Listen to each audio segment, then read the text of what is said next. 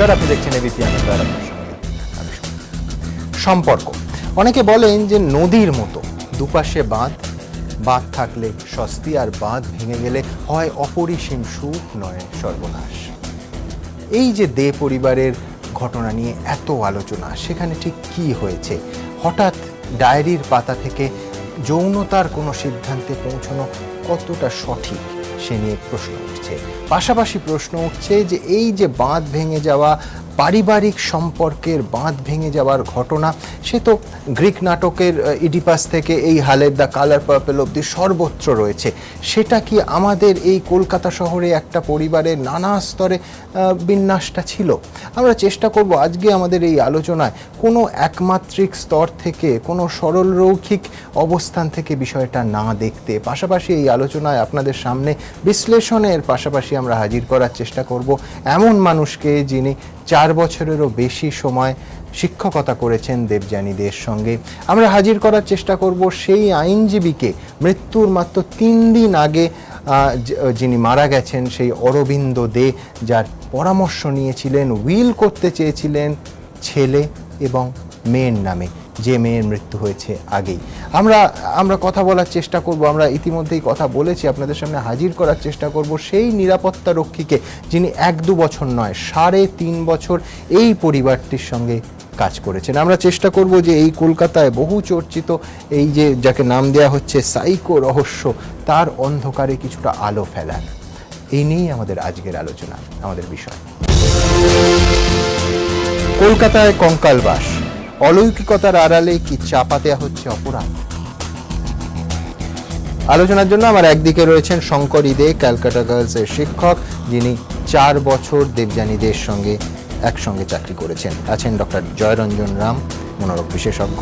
আছেন অনুত্তমা মুখোপাধ্যায়, মনোবিদ। আমার অন্যদিকে অভিজিৎ মিত্র, সমাজতাত্ত্বিক। আছেন প্রাক্তন পুলিশ কর্তা সমীর গাঙ্গুলি এবং সুরজিৎ মুখোপাধ্যায়, সমাজতাত্ত্বিক। আমার অন্য স্টুডিওতে রয়েছেন আইনজীবী সব্যসাচী চট্টোপাধ্যায় এবং সঞ্চিতা পাকরাশি, মনোবিদ। শীর্ষেন্দু মুখোপাধ্যায়, সাহিত্যিক, আমাদের সঙ্গে এই আলোচনায় যোগ দিয়েছেন। এবং অঞ্জন সোম, আমরা কথা বলবো তার সঙ্গেও, যিনি 3.5 বছর এই পরিবারের নিরাপত্তা রক্ষী হিসেবে কাজ করার চেষ্টা করেছেন। আমরা শুরুতেই দেখে নেব ডায়েরির পাতা থেকে যে ধরনের টুকরো সংলাপ এসেছে। সত্যি সত্যি মনে হতে পারে যে যৌনতার কোনো বিকার বোধহয় এই ঘটনায় রয়েছে, কিন্তু সত্যি কি তাই, নাকি যৌনতার কল্পনা? কি সেটা দেখুন। দিদির কঙ্কালের সঙ্গে 6 মাস এক ছাদের তলায় ভাই, সব জেনেও বাবার মুখে কুলুপ। 3 নম্বর রবিনসন স্ট্রিটের দেবাড়ির এই আলো আঁধারি খেলায় কি লুকিয়েছিল যৌনতার জটিল অঙ্ক? তদন্তে নেমে এখন এমনই প্রশ্নের মুখে তদন্তকারীরা, কারণ শেক্সপিয়ার স্মরণে এই বাড়িতে তল্লাশি চালিয়ে পার্থদের লেখা ডায়েরি উদ্ধার করেছে পুলিশ, যার ছত্রে ছত্রে রয়েছে পরিবারের সদস্যদের মধ্যে যৌন সম্পর্কের ইঙ্গিত। পুলিশ সূত্রে খবর, ডায়েরিতে পার্থ লিখেছেন, আমার দিদি যখন বাবার পাশে শুয়েছিল তখন দিদির শরীরে হাত দিয়েছিলেন তিনি। দিদির সঙ্গে যৌন সম্পর্ক তৈরি করতে চেয়েছিলেন তিনি। দিদি সম্মত হলে এই সম্পর্ক তৈরি হতে পারত। শুধু তাই নয়, ডায়েরিতে পার্থ আরও লিখেছেন, আমি যখন আমার বাবার পাশে শুয়েছিলাম তখন তিনি আমার গোপনাঙ্গেও হাত দিয়েছিলেন। কোনো সুস্থ স্বাভাবিক বাবার ক্ষেত্রে যেটা কখনো সম্ভব নয়। শুধুমাত্র বাবা নয়, তার দিদি এবং মায়ের সম্পর্কে টানাপোড়েনও উঠে এসেছে পার্থর ডায়েরিতে। তিনি লিখেছেন, বড় হওয়ার সঙ্গে সঙ্গে আমার দিদি স্বাধীন চেতা হয়ে উঠছিল। মা তাকে হিংসা করতে শুরু করেছিল। আমরা দীঘা গিয়েছিলাম, সেখানে বাথরুমের মধ্যে মা দিদিকে পোশাক খুলতে বাধ্য করে। নিজের ডায়েরিতেও নিজের কথা লিখেছেন পার্থ। মা আমাকে যৌন অক্ষম ভাবতেন। তিনি আমার মধ্যে যৌনতা জাগিয়ে তোলার জন্য নানা চেষ্টা করতেন। তিনি প্রথমে একজন পরিচারিকা এনেছিলেন, সে আমাদের রান্না করে খাওয়াতো। আমার তাকে ভালো লাগতো না। এরপর তিনি একজন সুন্দরী পরিচারিকা আনেন, সে আমাকে আকৃষ্ট করার চেষ্টা করে, যদিও তা পারেনি, কারণ কোনো মেয়েই আমাকে আকৃষ্ট করতে পারবে না। তবে কি ডায়েরির বয়ান অনুযায়ী যৌনতার এই জটিল ফাঁসেরই শিকার হলো গোটা দে পরিবার? উত্তর খুঁজছেন তদন্তকারীরা। প্রকাশ সিনহার রিপোর্ট, এবিপি আনন্দ, কলকাতা। শঙ্করী দেবী, আমি সম্পূর্ণ অন্য পার্সপেক্টিভ থেকে জিনিসটা দেখতে চাইছি। দেবযানী দেবী রাজাবাজার সায়েন্স কলেজ থেকে BTech, royal school of music London, সেখানকার থেকে ডিগ্রি পেয়েছেন, এবং অত্যন্ত গোটা সিভিটা আমরা যদি দেখি, একের পর এক কৃতিত্বের মাইলস্টোন। সহকর্মী হিসেবে ঠিক কিরাম দেখেছিলেন তাকে? মানে আমি দেবযানীদের সঙ্গে একসঙ্গে কাজ করছি ক্যালকাটা গার্লস স্কুল, ক্যালকাটা গার্লসে ফ্রম 98 থেকে 2005 শি লেফট।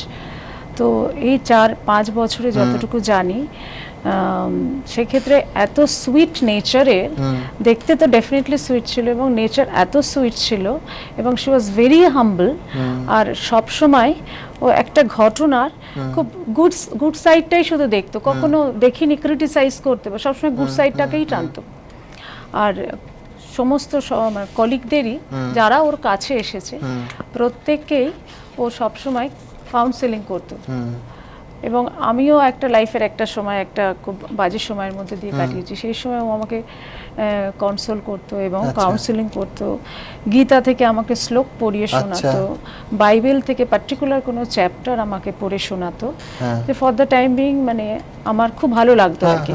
ইভেন যখন আমার ক্লাস অফ থাকতো আর কি, অফ পিরিয়ডে আমি চেষ্টা করতাম, ও আর একটা নিচে, আমরা ওপরে স্টাফ রুমে বসতাম আর ওর নিচে একটা স্টাফ রুমে বসতো, এবং যখনই আমার অফ পিরিয়ড থাকতো আমি চেষ্টা করতাম যে দেবযানী অফ আছে কিনা, ওর টাইম টেবিলটা দেখে নিতাম, যে যদি অফ থাকতো আমি ডেফিনেটলি ওর কাছে গিয়ে বসতাম এবং শুধু ওর ওই ভালো কথাগুলো, ভালো মানে স্পিরিচুয়াল দিকটাও এত সাউন্ড ছিল আমার জন্য। ওর সঙ্গে ও যেটুকু টাইম স্পেন্ড করতাম, 40 মিনিটস বা 30 মিনিটস, বাস কোয়ালিটি টাইম ওয়ার স্পেন্ড, মানে এরকম সহকর্মী পাওয়া ভাগ্যের ব্যাপার। ভীষণ ভীষণ ভালো মেয়ে ছিল এবং নেচার এত সুইট ছিল।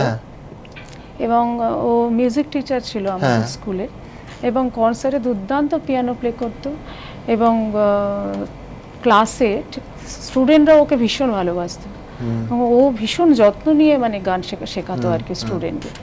তো ইন দ্যাট ওয়ে আজকে শোনার পর থেকে এটা কিছুতেই মেনে নিতে পারছে না, এবং যারা ওর ক্লোজ মানে টিচারদের সঙ্গে কথা বলেছি, কেউ এটা ভাবতে পারছে না যে ওর মানে ডেস্টিনিটা এরকম হলো, ঠিক যে এটা আমরা কিছুতেই মানে যিনি অন্য মানুষকে পথ দেখাতেন, এক্স্যাক্টলি, যে তার এইরকম একটা পরিণতি। আর আমরা এতদিন কিছুই জানতে পারিনি আর কি। অ্যাটলিস্ট 2011-12 এর পরে she is not keep in touch with me. তারপর থেকে আর কোনো টাচ নেই। ও ক্যালকাটা ছাড়ার পরে কাজ করেছেন, কোনোদিন বাড়ির অন্য কেউ না, বাড়ির প্রবলেম। আরেকটা জিনিস আমরা ফলো করতাম, শি ওয়াজ ভেরি ইন্ট্রোভার্ট টাইপের। এমনি সামনে যা রয়েছে সেটাকে নিয়ে ও হাইলাইটস করবে, সেটাকে নিয়ে আনন্দ করবে, অন্যদের মুখে হাসি ফোটাবে, কিন্তু নিজের যে ব্যাপারগুলো ছিল সেগুলো কখনো অত ফোকাস করতো না, ফেস করতো না সেগুলো। বাড়ির ব্যাপারে তো মায়ের সঙ্গে খুব সুন্দর রিলেশন ছিল, মায়ের কথা বলতো, মায়ের সঙ্গে রিলেশন ছিল, বাবার কথাও বলতো, কিন্তু মার সঙ্গে খুব একটা অ্যাটাচমেন্টটা মনে হয়েছিল মায়ের সঙ্গে খুব ভালো ছিল অ্যাটাচমেন্টটা। আর পেটদের কথা তো বলতোই, ও খুব ভালোবাসতো আর কি। কজন পেটের কথা বলে? দুজন, দুটি কুকুর। দুটো। আচ্ছা, আমার পরের প্রশ্ন খুব অ্যাব্রাপ্ট মনে হতে পারে, ওনার হাতের লেখা আপনার মনে আছে কিরাম ছিল? হাতের লেখা আমি যদি আপনাকে দুটো স্যাম্পল বা একটা স্যাম্পল দেখাই, আপনি কি আইডেন্টিফাই করতে পারবেন? দেখুন তো। হ্যাঁ, ওনার হাতের লেখা হতে পারে। আচ্ছা, দর্শকদের এইখানে আমি দেখাতে চাইবো আমার হাতে এই মুহূর্তে যে হাতের লেখার স্যাম্পলগুলো আছে, সেগুলো এখনো পুলিশও অনুসন্ধান করে বের করতে পারেনি যে কার, কিন্তু দেবযানী দেবীদের অর্থাৎ পার্থবাবুদের ফ্রিজের ওপর এই চিটকুটগুলো পাওয়া গেছে। এবং এই পরিবারটি, এটা নিয়েও আপনাকে আমি জিজ্ঞেস করবো শঙ্করদি, সেটা হচ্ছে যে এই পরিবারটি কিন্তু চিরকুটের মাধ্যমে, অনেক পরিবারই করে থাকেন যাদের নিয়মিত দেখা হয় না, উত্তর প্রশ্ন, উত্তর, মন্তব্য ইত্যাদি কমিউনিকেট করতেন। খুব ইন্টারেস্টিংলি প্রত্যেকটা নেগেটিভ চিরকুটের ওপর বা পাশে এই ধরনের একটা পজিটিভ চিরকুট পাওয়া যাচ্ছে। ধরুন কেউ যদি লিখছে যে আমি হতাশার অন্ধকারে ডুবে যাচ্ছি, তখন আরেকটা চিরকুট আসছে অন্য রঙের কাগজে লেখা, সেই আরেকটি হাতের লেখা, সে বলছে যে ঈশ্বর আছেন, সব ঠিক হয়ে যাবে। এই যে পরস্পর বিরোধী একটা নেগেটিভ এবং একটা পজিটিভ, আপনার কি মনে হয় পজিটিভ গুলো আচ্ছা ওর হতে পারে আর কি, মানে ও ঈশ্বরে এতটাই বিশ্বাসী ছিল এবং অন্যকে বিশ্বাস করতে সাহায্য করতো যে ঈশ্বরের উপর ভরসা রাখো। এবং ঘরের বহু জায়গায় ঈশ্বরের উপর ভরসা রাখা যে ধরনের জিনিস কিনতে পাওয়া যায়, ঈশ্বরের বাণী বা ঈশ্বরের সেই ধরনের কিন্তু রয়েছে। ঠিক সেগুলো এগুলো ওরই। আমি একবার এই চিরকুটের মাধ্যমে কমিউনিকেশনের ঠিক কি তথ্য এই মুহূর্তে পুলিশের হাতে এসেছে, যদি আবার বলে রাখছি যে হস্তরেখা বিশেষজ্ঞদের সঙ্গে তারা এখনো সেই রিপোর্টটা পাননি, সুতরাং পার্থবাবুর হাতের লেখা কোনটি তার বাবার কিংবা কোনটি দেবযানী দেবীর এখনো পুলিশের কাছে স্পষ্ট নয়। কিন্তু দ্রুত একবার দেখবো এখনো পর্যন্ত ঠিক কি পাওয়া গেছে। কঙ্কালের সঙ্গে দিন যাপন, ভুতুড়ে আবহে রাত্রিবাস। রবিনসন স্ট্রিটের গা ছমছমে দে বাড়িতে রহস্যের শেষ এখানেই নয়। পুলিশের অনুমান, এক ছাদের তলায় একসঙ্গে বাস করলেও ঘরের মধ্যে নিজেদের আলাদা আলাদা ঘর তৈরি করে রেখেছিলেন দে বাড়ির প্রতিটি সদস্য। আর হয়তো সে কারণেই পাশের ঘরের লোকটিকেও তারা মনের কথা জানাতেন চিঠি লিখে। শুনতে অদ্ভুত হলেও এমনটাই নাকি চল ছিল রহস্যাবৃত এই দে বাড়ির ভিতরে, যেখানে তল্লাশি চালিয়ে ইতিমধ্যেই অসংখ্য এমন চিঠি উদ্ধার করেছে পুলিশ। একাধিক লোকের হাতে লেখা সেই চিঠির লেখক কারা তা জানা যায়নি বটে, কিন্তু চিঠির ভাষা নজর কেড়েছে গোয়েন্দাদের। পুলিশ সূত্রে খবর, একটি চিঠিতে যেমন লেখক লিখেছেন, এই জীবন কি চেয়েছিলাম, ক্রমশ হতাশাগ্রস্ত হয়ে যাচ্ছি, এই জীবন নিয়ে আমি কি করব। তাৎপর্যপূর্ণভাবে এই চিঠির জবাবও দিয়েছেন কেউ। তিনি লিখেছেন, ঈশ্বরে ভরসা রাখো, তিনিই উদ্ধার করবেন। তদন্তকারীদের দাবি, শুধু চিঠি নয়, এমন অসংখ্য চিরকুটও মিলেছে দে বাড়ির দেওয়াল থেকে। যেমন এই চিরকুটটি, নিজের মনোবল বাড়ানোর জন্য কেউ যাতে লিখে রেখেছিলেন, I am unique, I am loved. Police সূত্রে খবর, ঠিক এইভাবেই কোনো চিরকুটে লেখা রয়েছে, আমি কি সঠিক পথে যাচ্ছি। তার নিচেই অন্য হাতে লেখা, ঈশ্বরে বিশ্বাস রাখো। কোনোটিতে আবার লেখা, আমার কি হবে। তার নিচে লেখা, জেসাস সব ঠিক করে দেবেন। কিন্তু তদন্তকারীদের প্রশ্ন, বাবা, মেয়ে এবং ছেলে তিনজনের মধ্যে কে এত হতাশাগ্রস্ত হয়ে পড়েছিলেন? কেই বা তাকে মনোবল জোগানোর চেষ্টা করছিলেন? জবাবি চিঠি দেখে প্রাথমিকভাবে পুলিশ মনে করছে এটা পার্থদের বাবার লেখা হতে পারে, কিন্তু তিনি নিজেও তো শেষমেশ আত্মহত্যা করেছেন বলে মনে করা হচ্ছে। তাহলে তিনি কি করে কাউকে মনোবল যোগাবেন? একই সঙ্গে প্রশ্ন উঠছে, যে ব্যক্তিটি ক্রমে হতাশার অন্ধকারে ডুবে যাচ্ছিলেন, তিনি কি শেষ পর্যন্ত হতাশা কাটিয়ে উঠতে পেরেছিলেন? একটি চিরকুটে আবার লেখা ছিল, ঈশ্বর আমাকে খুব ভালোবাসেন, যেটি বৃদ্ধ অরবিন্দ দে লিখেছিলেন বলে পুলিশের অনুমান। কিন্তু তার লেখা চিরকুটের বক্তব্য যদি সত্যি হয়, প্রশ্ন ওঠে, তাহলে কেন আত্মহত্যা করলেন অরবিন্দ? যত সময় যাচ্ছে ততই বাড়ছে প্রশ্ন, ঘনাচ্ছে রহস্যের মেঘ। চিঠিগুলি খতিয়ে দেখে এবং সেগুলির সঙ্গে কোনো খাম না থাকায় প্রাথমিকভাবে তদন্তকারীরা নিশ্চিত এগুলি বাইরে থেকে আসেনি। কিন্তু একই ছাদের তলায় থেকেও কি কারণে একে অপরকে নিজেদের মনের কথা বলতে এভাবে চিঠির আশ্রয় নিতে হতো দে বাড়ির সদস্যদের?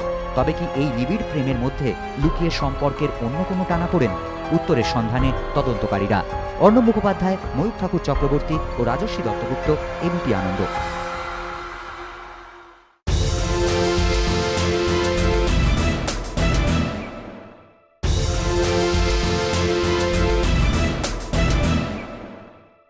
অভিজিৎবাবু, গতকাল এই অনুষ্ঠান যখন করেছিলাম এবং আপনি যখন যৌন সম্পর্কের সম্ভাবনার কথাটা বলেছিলেন, সত্যি সত্যি কিছুটা অবাক হয়েছিলাম এবং ভেবেছিলাম যে টু আর্লি এই বিশ্লেষণের দিকে কিনা। আজকে অন্তত যে বাক্যগুলো পাওয়া যাচ্ছে, ডায়েরির যে পাতাগুলো পাওয়া যাচ্ছে, কিছুটা আমি যদি কল্পনার অংশটা, কল্পনার সম্ভাবনা ধরে রেখেও বলি, সেটা অন্তত পার্থবাবুর ভাবনায় যৌনতা বারবার কিন্তু এসেছে এবং সেই যৌনতা পরিবারের গণ্ডিটার মধ্যে। কি বলবেন? আমি কালকে যখন বলি তখন কিন্তু ওটা আমার immediate instinctive accounting, total atmosphere, বাড়িটার চেহারা থেকে আরম্ভ করে the entire description that I got, তাতে ইট ওয়াজ এক্সিউমিং সেক্স। এটা আমার ইনস্টিংক্ট এবং not a very normal regular social kind of approved pattern of sex life. এবং আমার আজ almost a conviction that all the family members are involved in cross-current, cross-sex relationship. Even the mother, father, the daughter and the son. I won't exempt the so-called witch if he is the grandmother. এখন কেন একে witch বলা হচ্ছে? Possibly she disapproved or she guessed something and might have disapproved. সেই কারণে এর এই violent statement that the witch destroy the paradise. And what do mean by the paradise? The paradise was free sex. This is a term which gave me an odd idea. এই বাড়িটা ছিল so long এ paradise, কিন্তু একটি which এসে নষ্ট করেছে। That was the part of this. Yeah, what was the paradise? That we could have sex with anyone we choose. এই একটা লিবারেটেড সেক্স লাইফ বা এই উন্মুক্ত যে, এটা অলমোস্ট লাইক এ প্যারাডাইস। সুতরাং প্যারাডাইস কথাটা এসেছে because of the religious hangover in the family. কিন্তু এইটা আমার মনে হয়েছে এবং এইখানকার জটিলতাটাই আসল গল্প বলে আমার মনে হয়েছে।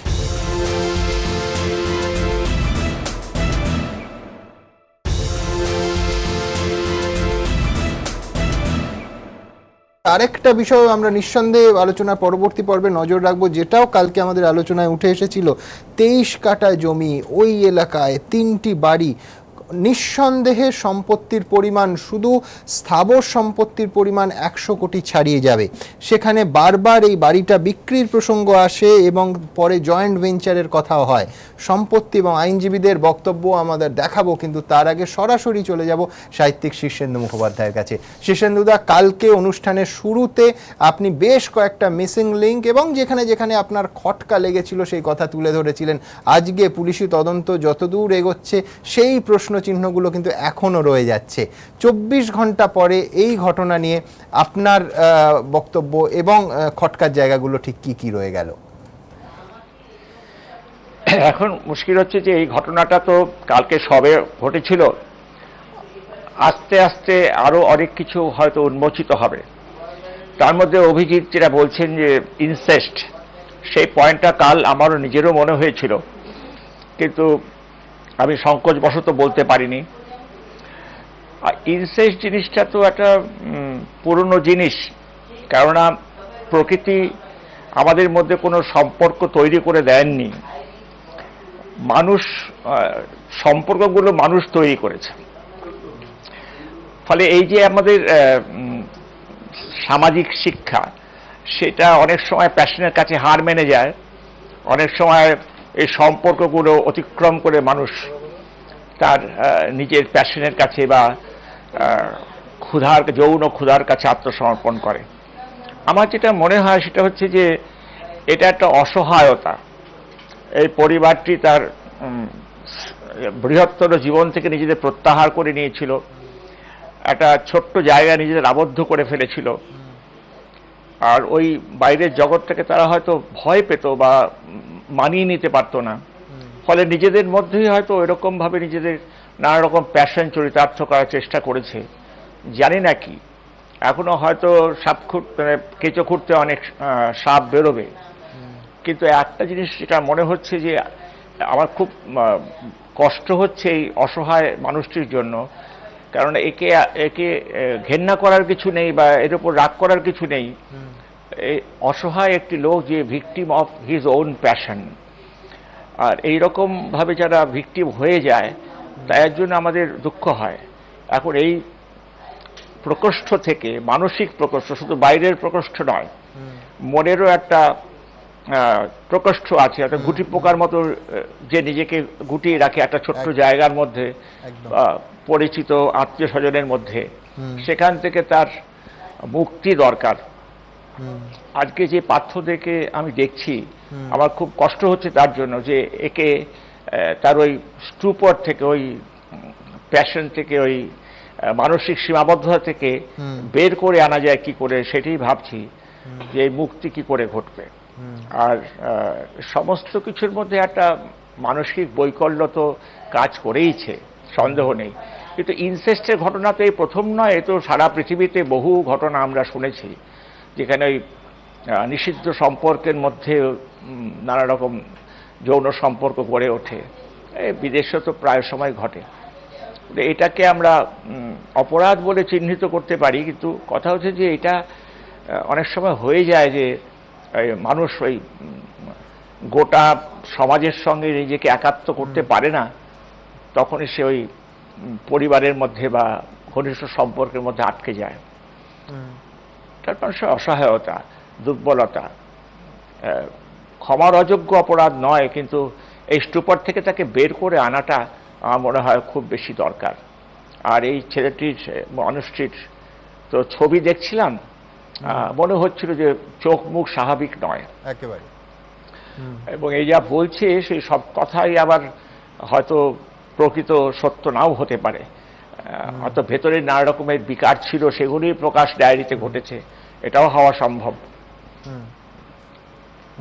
শীর্ষেন্দুদা, এই আপনি প্রকোষ্ঠের কথা বলছেন, মানে আমি বলছি পার্থবাবুর আত্মীয় স্বজন এবং বহির্বিশ্ব থেকে, সমাজ থেকে আত্মীয় স্বজন যারা বাড়িতে থাকে, কাকারা, তাদের থেকে আলাদা থাকার বা পরিবারকে আলাদা রাখার ডেসপারেশনটা কোন জায়গায় গেছিল। আমি একটা ছোট্ট উদাহরণ দিই, সেটা হচ্ছে যে ক্রমশ দুটি পরিবার কিন্তু সময়ের সঙ্গে সঙ্গে, যখন ডিসেম্বর 2013 পরিবারের মা, যিনি যাকে বারবার পার্থবাবু উইচ লিখছেন, তিনি মানে ঠাকুমা মারা গেলেন, তারপরে কিন্তু দুই ভাইয়ের একটা কাছাকাছি আসার সম্পত্তির কারণে, সম্পত্তি প্রথমে বিক্রির কথা হয়, তারপরে প্রমোটারের সঙ্গে জয়েন্ট ভেঞ্চারের কথা হয়, এইভাবে একটা কাছাকাছি আসছিল দুটো পরিবার। সেখানে কিন্তু নিয়মিত পার্থবাবু অশান্তি করতেন যে কারোর সঙ্গে কোনো সম্পর্ক রাখা যাবে না, বাবার ওপর কিছুটা জোরই খাটাতেন। এইটাও কিন্তু আপনার কথার সঙ্গে হুবহু মিলে যাচ্ছে যে কোথাও এই ডেসপারেশন, বিচ্ছিন্নতাটাকে বজায় রাখার। এটা খুব দুর্ভাগ্যজনক। অনেক কিছু তার সঙ্গে জুড়ে গেছে, সব কিছু জট হয়তো এখনই খোলা যাবে না, আস্তে আস্তে খুলবে। কিন্তু একটা কথা বলি সুমন, যে ঘটনার জট হয়তো একদিন ছাড়ানো যাবে, কিন্তু মানুষের রহস্যময় গভীর, যে আমরা সাবকনশাস বলে যাকে জানি, তার সীমানা পাওয়া যাবে কিনা, তার জটিলতার সমাধান করা যাবে কিনা, এটা খুব কঠিন ব্যাপার। কারণ এই পার্থদের মনটা এত কমপ্লিকেটেড, এত অনেক কিছু তার মধ্যে জুড়ে গেছে। সে ঠাকুমার ওপর রাগ করতো কিনা, মার ওপর সে খুশি ছিল কিনা, দিদির সঙ্গে তার কি সম্পর্ক ছিল, বাবার সঙ্গে তার কি সম্পর্ক ছিল, এগুলোর মধ্যে নানা রকমের আমরা ভ্যারিয়েশন পাচ্ছি, নানা রকম সম্ভাবনার ইঙ্গিত পাচ্ছি। কিন্তু এটা ঠিক যে এই ছেলেটি প্রকৃতিস্থ নয়, এই মানুষটি প্রকৃতিস্থ নয়, এবং নিজের প্যাশনের কাছে হয়তো হেরে বসে আছে। একটা হেরো মানুষ, মানসিক দিক থেকে হেরো মানুষ, ফলে নিজেকে গুটিয়ে নিয়েছিল। লড়াই করার মতো ক্ষমতাই এর হয়তো ছিল না।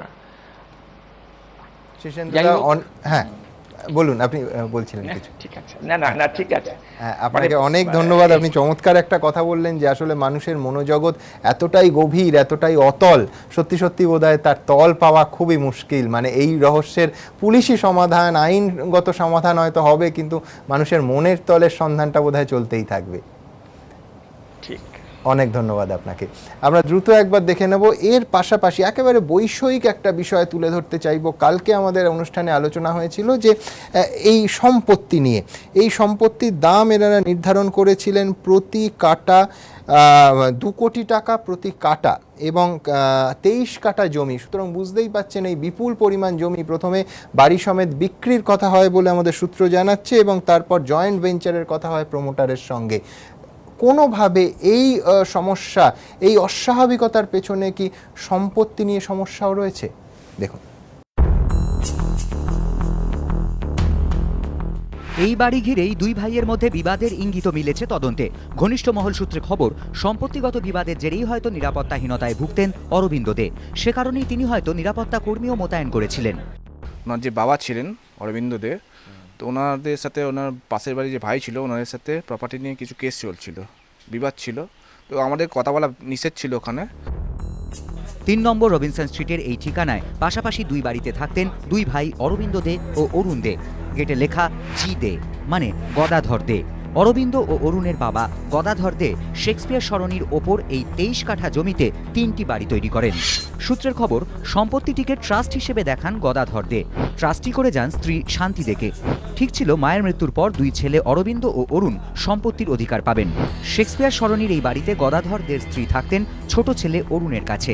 দাদা অরবিন্দ দীর্ঘদিন বিদেশে কাটিয়ে কলকাতায় ফেরেন। সেই সময় তাকে থাকতে দেওয়া হয় একটি বাড়ির 3 তলার ফ্ল্যাটে। সেখানেই থাকতে শুরু করে অরবিন্দর পরিবার। তখনই গন্ডগোল বাঁধে ছোট ভাই অরুণের সঙ্গে। সূত্রের খবর, সেই সময় ছোট ছেলের পাশে দাঁড়িয়েছিলেন মা। অরবিন্দর অভিযোগ ছিল বাড়ির বিভিন্ন ফ্ল্যাটে কম ভাড়াতে ভাড়াটিয়া বসাচ্ছিল অরুণ। এই বিবাদ আদালত পর্যন্ত গড়ায়। ইনজাংশন জারির আর্জি জানিয়ে মামলাও হয়। সেই মামলায় অরবিন্দ দে জেতেন। এরপর 2013 সালে অরবিন্দ অরুণের মা মারা যান। সূত্রের খবর, 2014 সালের শেষ দিকে অরবিন্দ ও অরুণ দুই ভাই আইনজীবীর কাছে গিয়ে বলেন যে তাঁরা জমি বাড়ি সব বিক্রি করে দিতে চান। ইচ্ছে ছিল বাড়িটা বিক্রি করে নিজে একটা ফ্ল্যাটে মুভ করবেন ছেলে মেয়েকে নিয়ে, আর টাকাটা যেটা থাকবে ট্যাক্স পেমেন্টের পর সেটাকে ফিক্সড ডিপোজিট করে চলে যাবে, অনেক টাকা চলে যাবে। সেই মতো বাজার দর খতিয়ে দেখা শুরু হয়। তবে যেমনটা ভাবা হয়েছিল যে শেক্সপিয়ার সরণির মতো এলাকায় 23 কাঠা জমির মূল্য হিসেবে প্রায় 50 কোটি টাকা পাওয়া যাবে তেমন মেলেনি বলেই খবর, কারণ বাড়িটিতে বেশ কয়েকজন ভাড়াটিয়া ছিলেন। এরপর ঠিক হয় জয়েন্ট ভেঞ্চারে প্রমোটিং হবে, সেই মতো প্রমোটারও খোঁজা হচ্ছিল। কিন্তু সূত্রের খবর, মে মাসের দ্বিতীয় সপ্তাহে আইনজীবীকে ফোন করে অরবিন্দ দে বলেন তার ভাই অরুণ এতে বেঁকে বসেছেন। এ নিয়ে ছেলে পার্থর সঙ্গে বাদানুবাদ হয় বলেও অরবিন্দ দে আইনজীবীর কাছে দাবি করেন। শেক্সপিয়ার সরণির সেই বাড়ি ঘিরেই এখন রহস্য তুঙ্গে। রাজস্বী দত্তগুপ্ত, এবিপি আনন্দ, কলকাতা।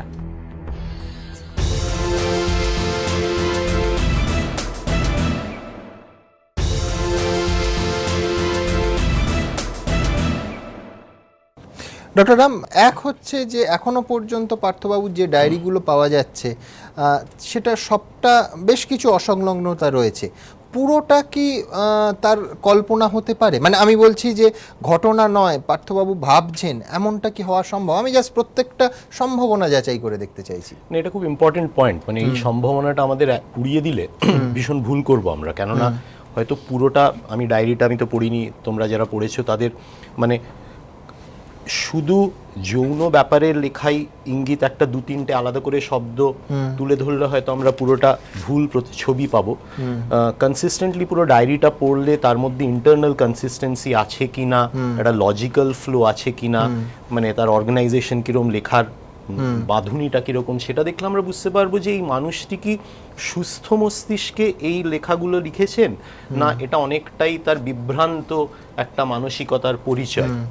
সেই জন্য এটা কিন্তু ভীষণ ইম্পর্টেন্ট যে আমরা এর উপর ভিত্তি করে পুরোটাই একটা মানে এই কোনো কনক্লুশনে এই মুহূর্তে পৌঁছানো সম্ভব না। তবে এটা নিশ্চয়ই ডেফিনেটলি এটা মাথায় রাখা খুব প্রয়োজন। আর আরেকটা আমার যেটা মনে হচ্ছে খুব ইম্পর্টেন্ট পয়েন্ট হচ্ছে যে এই যে বাবার সাথে যে ঘৃণাবোধ, তো সেইটা এবং ঠাকুমার সঙ্গে ইকুয়েট করে দেখছেন, বারবার বলছেন যে উইচ জন্ম দিয়েছে আমার বাবাকে। তো এই যে আবার বলছে যে বাবার গায়ে, বাবা হয়তো দিদির গায়ে হাত দিয়েছিল, এবং তো এইখানে হয়তো একটা সেক্সুয়াল অ্যাবিউজের অ্যাঙ্গেল আছে। মানে অভিজিৎ বাবু যেটা বললেন যে একটা বাউন্ডারি, এই যে সেক্সুয়াল বাউন্ডারি গুলো মেনটেন করা, সেটা হয়তো ডেফিনেটলি একটা কোথাও লঙ্ঘন হয়েছিল। মানে এটা কি তাহলে বাবা ওরকম ভাবে সেক্সুয়ালি অ্যাবিউজ করছিলেন? এবং আরেকটা আমি এখানেই শুনলাম যে বলছে যে মা দিদির যখন বড় হয়ে ওঠাটাকে ঈর্ষা করত। এখন দিদির পরিণত বয়স রিচ করা, তার সেক্সুয়াল আইডেন্টিটি হওয়া, এবং তার সাথে বাবার ওরকম একটা দিদির প্রতি যদি কিছু থাকে, পাশাপাশি বলছেন যে দিদি আকর্ষণীয় হয়ে উঠছেন, দিদি অ্যাসার্টিভ হয়ে উঠছেন, দিদি ক্ষমতাশালী হয়ে উঠছেন, 3টে বাক্য। তো এই অনুমানটা হতে পারে যে একটা হয়তো ডেফিনেটলি একটা ইনসেস্টের অ্যাঙ্গেল মাথায় রাখা উচিত, কিন্তু সেটা পুরোটাই যে একেবারে বাস্তব সত্য এই মুহূর্তে ধরে নেওয়া, কল্পনা মিশে থাকতে হয়। আমি দুটো বাক্য পড়ি।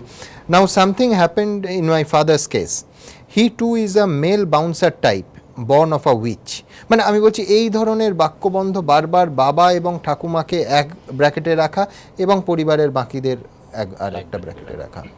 আরেকটা হচ্ছে এটা পুরোটাই কল্পনা, মানে একটা আরেকটা যেটা মানে খুব বিভ্রান্ত পার্থবাবু এই বিষয়ে, মানে আমি যতটুকু দেখে বুঝেছি, এবং আমার এক খুব ঘনিষ্ঠ বন্ধু শেক্সপিয়ার সরণি থানায় ওকে প্রথম মানে কালকে যখন ওর সাথে কথাবার্তা বলেছিল, সেও সাইকিয়াট্রিস্ট, সেও বলছিল যে পার্থবাবু, শীর্ষেন্দু বাবু যেরকম বললেন যে পার্থবাবু ডেফিনেটলি এখন মানসিকভাবে ভীষণভাবে অসুস্থ, এবং সেই জন্য ওনার কি একটা ইলাবোরেট একটা এই যে চারিদিকে চক্রান্ত হচ্ছে, আমরা যেটাকে ডেলিউশন বলি, আমাদের ক্ষতি করার চেষ্টা করছে এ উইচ। আরেকটা আমার খুব অদ্ভুত লাগলো যে 12টা বাড়িতে 18টা কম্পিউটার আর ল্যাপটপ, মানে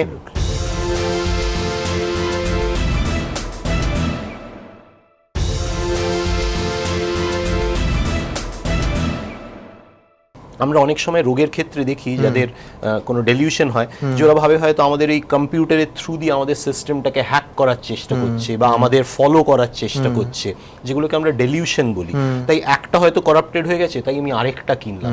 কেন আমি 18টা, আমার মনে হয় 12টা ল্যাপটপ 6টা ডেস্কটপ, এটার কোনো মানে আরেকটা হতে পারে, সেটা হচ্ছে ল্যাপটপগুলোর অন্তত ইনিশিয়ালি যা পাওয়া গেছে দেবযানী দেবীর গানের বহু রেকর্ডিং, কথার রেকর্ডিং, বিভিন্ন পশ্চিমী গুরুদের বাণীর রেকর্ডিং, এইগুলো সমস্ত, যদিও আমি বলছি আমি 12টা ল্যাপটপ এবং 6টা ডেস্কটপের যা মেমোরি যোগ করলে যা দাঁড়ায়, তাতে আমি বলছি এটা প্রয়োজন হয় না, অনেক কম, তার ক্যাপাসিটি অনেক আর এই বেশি। যে পুরো কমিউনিকেশন মানে অনেকগুলো অসংলগ্ন রয়েছে। আরেকটা হচ্ছে যে আরেকটা মানে যে এই যে ইনসেস্ট উইদিন দ্য ফ্যামিলি, মানে এরা পুরো সমাজ থেকে পুরোটাই বেরিয়ে গেছিল, কারুর সাথে যোগাযোগ ছিল না, একেবারে একটা সেক্লুডেড লাইফ লিড করতো। তো এটার প্রয়োজনটা এলো কেন? সমাজের চোখে সবচেয়ে গর্হিত কাজ হচ্ছে ইনসেস্ট বা সেক্সুয়াল অ্যাবিউজ। তো আমার পরিবারের মধ্যে যদি সেটা হয় তাহলে আমি অবশ্যই সেটা পর্দা দিয়ে যতটা পারি সম্ভব আড়াল করে রাখবো। তাই এটাও একটা সম্ভাবনা যে হয়তো মানে এতটা ওরা গুটিয়ে গিয়েছিল এবং সেটাই হয়তো পার্থবাবু মানসিকভাবে মেনে নিতে পারেননি এবং তার আখেরে এরকম একটা ব্যাপার হলো। এবং ধরুন যে আইনজীবীর কথা আমরা আপনাদের দেখালাম, সেই আইনজীবীকে জন্মদিনের ওই মে মাসের পার্থবাবুর জন্মদিনে নিমন্ত্রণ করা হয়েছিল, পার্থবাবু নিজে ফোন করেছিলেন। তারপরে অরবিন্দবাবু, পার্থবাবুর বাবা, ফোন করে বলছেন আমার ছেলে সবকিছু বাড়াবাড়ি করছে, এরকম কোনো পার্টি হচ্ছে না, আপনি নিমন্ত্রিত নন। মানে কোথাও একটা হ্যাঁ, আরো মানে গণ্ডিটাকে যদি কখনো ভেঙে যায় সেটাকে রিপেয়ার করার সেই মুহূর্তে একটা প্রচেষ্টা হচ্ছিল। ঠিক কি বিষয়টা একবার দেখাতে চাইবো আপনাদের। রবিনসন স্ট্রিটের রহস্য যেন ক্রমেই বাড়ছে। 3 নম্বর রবিনসন স্ট্রিটে পাশাপাশি দুই বাড়িতে থাকতেন অরবিন্দ দে ও তার ভাই অরুণ দে। মায়ের মৃত্যুর পর থেকে দুই পরিবারের মধ্যে সম্পর্কের অবনতি ঘটে, দীর্ঘদিন ধরে যাতায়াত বন্ধ। কিন্তু পুলিশ সূত্রে খবর, তদন্তে জানা গিয়েছে ফেব্রুয়ারি মাসে অরুণদের বাড়িতে একটি অনুষ্ঠানে গিয়েছিলেন দাদা অরবিন্দ দে। এরপর মে মাসে পার্থর জন্মদিনের অনুষ্ঠানে অরুণ দে অরবিন্দর বাড়িতে যান। পুলিশ সূত্রে খবর, জিজ্ঞাসাবাদের মুখে অরুণ দে দাবি করেন পার্থর জন্মদিনের অনুষ্ঠানে তারা কেক নিয়ে গিয়েছিলেন। পার্থ কেকও কাটেন। তারা পার্থকে জিজ্ঞাসা করেন দিদি দেবযানী কেমন আছে। পার্থ বলেন দেবযানী ভালো আছে। কিন্তু কাকা পাশের বাড়িতে থেকেও ভাইজিকে এতদিন ধরে দেখতে পাচ্ছেন না, তারপরও তার বাড়িতে গিয়ে একবারও দেখতে চাইলেন না। পুলিশের এই প্রশ্নের উত্তরে পার্থ দেবযানীর কাকা অরুণ দে অবশ্য স্পষ্ট করে কিছু বলেননি। আর শুধু এখানেই নয়, ধোঁয়াশা তৈরি হয়েছে পার্থ এবং তার কাকা অরুণের পরস্পর বিরোধী বক্তব্যেও। পার্থর কাকার দাবি তারা পার্টির দিন ঘরের ভিতরে ঢুকেছিলেন, কিন্তু পুলিশ সূত্রে খবর পার্থর দাবি তার জন্মদিনের অনুষ্ঠানে কাকা অরুণ দেকে তিনি বাড়ির ভিতরে ঢুকতেই দেননি। কাকা ভাইপোর এই পরস্পর বিরোধী বয়ানের মধ্যেই অরবিন্দদের পরিচিত এক আইনজীবীর বক্তব্য সামনে এসেছে। তার দাবি জন্মদিনের অনুষ্ঠানে পার্থ তাকে টেলিফোনে আমন্ত্রণ জানিয়েছিলেন, কিন্তু পরে পার্থর বাবা ফোন করে বলেন ওরকম কোনো অনুষ্ঠান হচ্ছে না। অফিসেই ফোন করেছিল ওর ছেলে পার্থ, আমাকে ওর জন্মদিনে নেমন্তন্ন করেছিল, কিন্তু তারপরে বাবা আমার ফোন করে বললো না মিস্টার মজুমদার ও আসতে হবে না, ওটা এমনি হয়েছে, ওটা হবে না। সব মিলিয়ে রবিনসন স্ট্রিটের আর বাকি সব বিষয়ের মতোই জন্মদিনের পার্টি ঘিরেও দানা বেঁধেছে রহস্য। ময়ূক ঠাকুর চক্রবর্তী ও রাজস্বী দত্তগুপ্ত, এবিপি আনন্দ, কলকাতা। সমিতা, কালকে আপনি বারবার বলছিলেন যে এই অসুস্থতার বা মনোবিকারের তত্ত্বটাকে একেবারে টেকেন ফর গ্রান্টেড নেওয়া উচিত নয়, পুলিশের আরও তদন্ত করা উচিত। আজকে কি বলবেন? না, এখানে দেখো যেটা উনি বলছিলেন সম্ভবত এটাকে ডিসোশাল পার্সোনালিটি গ্রাপ করেছিল এদের, তখন সমাজে কারোর সঙ্গে তারা মিশছে না। তোমাদের টার্মে তো তাই বলো, ডিসোশাল ডেলিউশনাল জায়গাটা আমার মনে হয় বেশি, কিন্তু সেখানে আনসোশাল হওয়ার বা সোশ্যালি নিজেকে মানে আইসোলেট করার জায়গা থাকে। এখন এখানকার ব্যাপারটা হচ্ছে দেখো, মানে একটা তদন্ত যখন প্রথম নেওয়া হয় তখন কখনোই কোনো একটা অ্যাঙ্গেলকে শিওর বলে ধরে নেওয়া উচিত নয়। তার কারণ একটা ডেড বডিকে যখন ধরো ডিসেক্ট করা হয় তখন তার সমস্ত অঙ্গ প্রত্যঙ্গগুলি ছিঁড়ে দেখা হয় যে কোথা থেকে আমি কোনো ক্লু পাই কিনা। এক্ষেত্রে তদন্তের ক্ষেত্রে যেটা আমি কালকে তোমাকে বলছিলাম যে প্রথমেই একটা ধারণা নিয়ে তদন্ত করা উচিত নয়। এবার ওকে হয়তো অফিসারদের এই কথা মনে হয়েছে যে ও মানসিক দিক থেকে সুস্থ নয়, সেই জন্য পাবলবে পাঠিয়েছে, সেটা ঠিক আছে।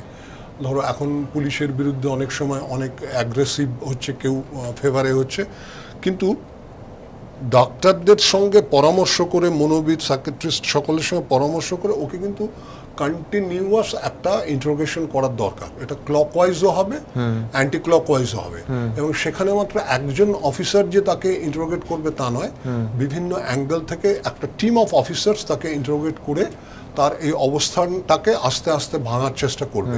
সেখানে যদি দেখা যায় যে না সত্যি ও মানসিক রোগগ্রস্ত, ও ডিসইলিউশন আছে বা অন্যান্য রোগগ্রস্ত আছে, তখন এটাকে সেই দিকে তারা নিয়ে যাবে। কিন্তু প্রথম থেকেই, যেমন ধরো কালকে আমাদের যে জয়ন্ত ছিল, জয়ন্ত একটা প্রমোটারির কথা বলেছে, সে কথাটা তুমি আজকে উল্লেখ করলে, একটা সেক্সের কথা উনি গতকাল বলেছিলেন, সেই জায়গাটা আবার আসছে। এই সব অ্যাঙ্গেলগুলোই কিন্তু পুলিশকে দেখতে হবে। কোনো একটা বিশেষ জায়গা থেকে কিন্তু পুলিশ এই তদন্তটা যেন না করতে পারে। তখন আমরা যেটা দেখছি যে প্ল্যানচেটের কথা কালকে আমাদের এসেছিল, আমাদের ডিপ্রেসিভ সাইকোলজি এর কথা কালকে এসেছিল। একাধিক প্রমাণ প্ল্যানচেটে যা যা লাগে, মানে যা যার আগে বলে বিশ্বাস, বাটি ভর্তি কয়েন, হার, গোড় ইত্যাদি পাওয়া গেছে। এই ব্যাপারে আমি তোমাকে অভেদানন্দজির একটা জায়গায় আনবো, মরণের পরের জায়গায়। সেই জায়গাটায় তুমি দেখো, মানে সেটা এখানে কতটা প্রযোজ্য হবে কিনা, কিন্তু এই অ্যাঙ্গেলটাকে তোমরা একদম কেউ বাদ দিয়ে দিতে পারবে না। তার কারণ স্বামী অভেদানন্দজি অনেকগুলো ব্যাপারে কিন্তু এই জায়গাটা পেয়েছে। যেমন ধরো, একবার উনি একটা মাধ্যমের ব্যাপারে মিডিয়া, তাকে দিয়ে উনি যোগেন মহারাজকে, মানে যোগানন্দ মহারাজকে আনার চেষ্টা করেছিলেন, কিন্তু প্রথমটা উনি পারেননি। এবার যে মিডিয়াম হয়েছিলেন তিনি কিন্তু অজ্ঞান হয়ে যান আলটিমেটলি। পরবর্তী সময়ে উনি ওকে না পেয়ে বলরাম বসুকে পাচ্ছেন, এবং উনি দেখছেন, উনি ডিসক্রাইব করছেন যে বলরাম বসুর মাথায় দেখবে একটা সাদা পাগড়ি আছে, সেই পাগড়িটা থেকে একটা দারুণ উজ্জ্বল আলো বেরিয়ে আসছে, এবং বলরাম বসু আলটিমেটলি ওনার মাথায় হাত দিয়ে আশীর্বাদ। আপনি যেটা বলছেন সেটা বিশ্বাসের কথা, কিন্তু এখানে আমরা যেটা দেখছি, আমি আপনাকে ছোট্ট একটা উদাহরণ দিই। এই বাড়িতে যে পুতুল ইত্যাদিগুলো পাওয়া গেছে এবং বিশ্বাস করা হয়েছে যে যেগুলো তন্ত্রমন্ত্রের কাজে ব্যবহার করা হয়েছে, সমস্ত হয় পিন ফোটানো, নয় তার মুন্ডচ্ছেদ করা হয়েছে, ভাঙা একেবারে। তো মানে আমি বলছি, সুতরাং এই স্ট্রেট অ্যাওয়ে আধ্যাত্মিকতার বাইরেও কিন্তু এক ধরনের প্র্যাকটিস ছিল। সেটা আপনি মানে ভুডু আর্ট বলুন, আর মন্ত্রতন্ত্র বলুন, বা ব্ল্যাক ম্যাজিক বলুন, সব দিকটাই দেখতে হবে, তুমি কোনো দিকটাই বাদ দিতে পারবে না। এই যে মুন্ডুচ্ছেদ করা বা বিভিন্ন, এটা একটা নেগেটিভ অ্যাটিটিউডের, এটা একটা নেগেটিভ সাইকোলজির ব্যাপার, যেটা উনি একটু প্রথম যখন বলছিলেন যে ওনার আধ্যাত্মিকতার প্রতি ওনার দিদির একটা বিশাল জায়গা ছিল, সেই জায়গাটা যে ওর মধ্যেও ছিল নেই তা নয়, কিন্তু ওনারটা ছিল, দেবযানী যেটা শুনলাম আমি, দেবযানী দেবীর ছিল সম্পূর্ণ পজিটিভ, মানে ভুডু বা পিশাচতন্ত্র এই দিকে নয়, সেটা হচ্ছে একেবারেই বাইবেল এবং গীতার, মানে আপনি যে আলোকোজ্জ্বল কথাগুলো বলছিলেন সেই আলোকোজ্জ্বল পার্ট আর কি। বোধহয় নিশ্চয়ই একটা জায়গা দেখেছো যে এই সিজোফ্রেনিয়া যাদের হয়, সিজোফ্রেনিক বলেন তো তোমরা বোধহয় বলো এটাকে, তাই তো? সিজোফ্রেনিক বলেন। তো এই যে জায়গাগুলো, যেমন ধরো সাইকোতে আমরা যে জায়গাটা কালকে স্যার বলছিলেন যে নরমান বেটস তার মা নরমার সঙ্গে মানসিকভাবে বসবাস, একদম এই যে জায়গাগুলো, এবং ডায়েরির যে পাতাগুলো, এবং মায়ের কণ্ঠস্বরে কথা বলছেন, এমনকি মানে ফিল্মের ক্লাইম্যাক্সে দেখা যাচ্ছে যে মা পুরোটা তার মনটাকে অধিগ্রহণ করে নিল, মানে আর তার নিজস্বতাটা রইল না। এবার দেখো 100% মায়ের হয়ে গেল। এবার আমি একটা কথা বলছি, আমরা কিন্তু পার্থকে একদম মাইনাস করে দিতে পারি না আধ্যাত্মিক, কারণ যে শব্দগুলো আমরা সেখানে পাচ্ছি, সেখানে কিন্তু যেটা আমি পেয়েছি, জয়েস মেয়রের বাইবেলের আধ্যাত্মিক বাণীটা কিন্তু ওখান থেকে বেরিয়ে আসে, গোটা বাড়িতে বাজতো, বাড়িতে বাজতো। সুতরাং ওর আধ্যাত্মিকতার প্রতি একদম ইনক্লিনেশন ছিল না, এই কথাটা কিন্তু আমরা মাইনাস করে দিতে পারছি না। ঠিকই বলেছেন আপনি। কিন্তু সেইখান থেকে আমাদের দেখতে হবে যে জায়গাগুলো যে মানে এই ডিসইলিউশনাল ডিসঅর্ডার কিনা, এই জায়গাগুলো কিন্তু আমি যার জন্য কালকে তোমাকে একটা কথা বলেছিলাম যে অফিসার বা যে টিম অফ অফিসার্স এর তদন্তটা করবে, তারা কিন্তু বিভিন্ন মানে সেক্টরের মানুষের থেকে তাদের ওপিনিয়ন নিতে হবে। তার কারণ প্রত্যেকটা পয়েন্টকে করে সেটাকে তোমাকে মাইনাস করতে করতে করতে করতে তোমাকে কনক্লুশনে আসতে হবে, এলিমিনেট করতে করতে যেতে হবে। আমি দ্রুত একবার দেখবো যে আজকে পার্থবাবুর গোটা দিনে তাকে তদন্তের মুখোমুখি হতে হলো, মনোরোগ বিশেষজ্ঞরা তার সঙ্গে কথা বলতে পারলেন না, কিভাবে আজকের গোটা দিন গত 24 ঘন্টা কাটালেন পার্থদে। দিদির অনেক আগেই মৃত্যু হয়েছে, বাবাও এখন প্রয়াত, তবুও পাবলাভ মানসিক হাসপাতালে ভর্তি পার্থদে খালি বলছেন দিদির কাছে যাব, সেই সঙ্গে মহিলা চিকিৎসককে দিচ্ছেন কুপ্রস্তাবও। চমকে ওঠার মতো হলেও হাসপাতাল সূত্রে এমনটাই দাবি। হাসপাতাল সূত্রে খবর, বৃহস্পতিবার রাতে পার্থ নামমাত্র খাবার খান, সারা রাত ঘুমননি, ঘরে এক জায়গায় বসে থেকেছেন। এখনো পর্যন্ত সেই ঘোরটা রয়েছে। কোন ঘোরটা? যেমন সেই প্রথম ছিল প্ল্যানচেট যখন করতে, হ্যাঁ এইভাবে হাত ঘোরাচ্ছে, ইয়ে করছে, কাউকে তোর বোনকে কিছু খেতে দিচ্ছে, এইরকম একটা ভাব। ও খেলো, 4টি বিস্কিট দিয়েছি। বৃহস্পতিবার রাতেই 3 মহিলা চিকিৎসক পার্থদেকে দেখতে যায়। এদের মধ্যে দুজনের সঙ্গে পার্থ কথাই বলেননি, একজনের সঙ্গে কথা বলেন, কিন্তু তাকে কুপ্রস্তাব দেন বলে সূত্রের দাবি। এতে ওই চিকিৎসক আঁতকে ওঠেন। পাবলাভ সূত্রে আরো খবর, শুক্রবার সকাল হতেই 3 তলা থেকে বারবার নিচে নেমে আসছিলেন পার্থ, বলছিল দিদির কাছে যাব। এরপরই তাকে একটি আলাদা ঘরে আটকে রাখা হয়। পার্থ চিকিৎসার জন্য 2 মনোবিদ ও 3 চিকিৎসককে নিয়ে একটি বোর্ড গঠন করা হয়েছে। দফায় দফায় তারা এদিন দেখেন পার্থকে। তাঁদের বক্তব্য, মানসিক হাসপাতালে বসেও পার্থ যেন অন্য জগতে রয়েছেন। ওনার কানেকশন এখনো আছে, ওনার বাবার সাথে, ওনার দিদির সাথে, ওনার কুকুরের সাথে এখনো কানেকশন রয়েছে। এই পেশেন্টের ভাইব্রেশন ওনার সহ্য হচ্ছে না, তার মানে ওই ভাইব্রেশনটা উনি ফিল করছেন, ওনার কথা শুনে যা বুঝছি আর কি। সকাল 10:30 নাগাদ 3 মনোবিদ গিয়ে কথা বলেন। প্রায় 1.5 ঘন্টা ধরে নানা প্রশ্ন করেন পার্থকে, কিন্তু সেভাবে উত্তর মেলেনি বলেই খবর। পাবনার সূত্রে খবর, পার্থ শুধু বলে যান, আমি এখানে থাকবো না, আমাকে মাদার হোমে পাঠিয়ে দাও, আমি দিদির কাছে যাব। একটু ডিপ্রেসড হয়ে আছে পেশেন্ট, কারোর সাথে মিশতে চাইছে না, কথা বলতে চাইছে না, আইসোলেটেড থাকতে চাইছে। কি বলছে? কিছু বলছে না, কথা বলতে চাইছে না। হাসপাতাল সূত্রে দাবি, পার্থর আচরণে আত্মহত্যার প্রবণতাও খুঁজে পাওয়া গিয়েছে। প্রকাশ সিনহা ও পার্থ প্রতিম ঘোষের রিপোর্ট, এবিপি আনন্দ, কলকাতা।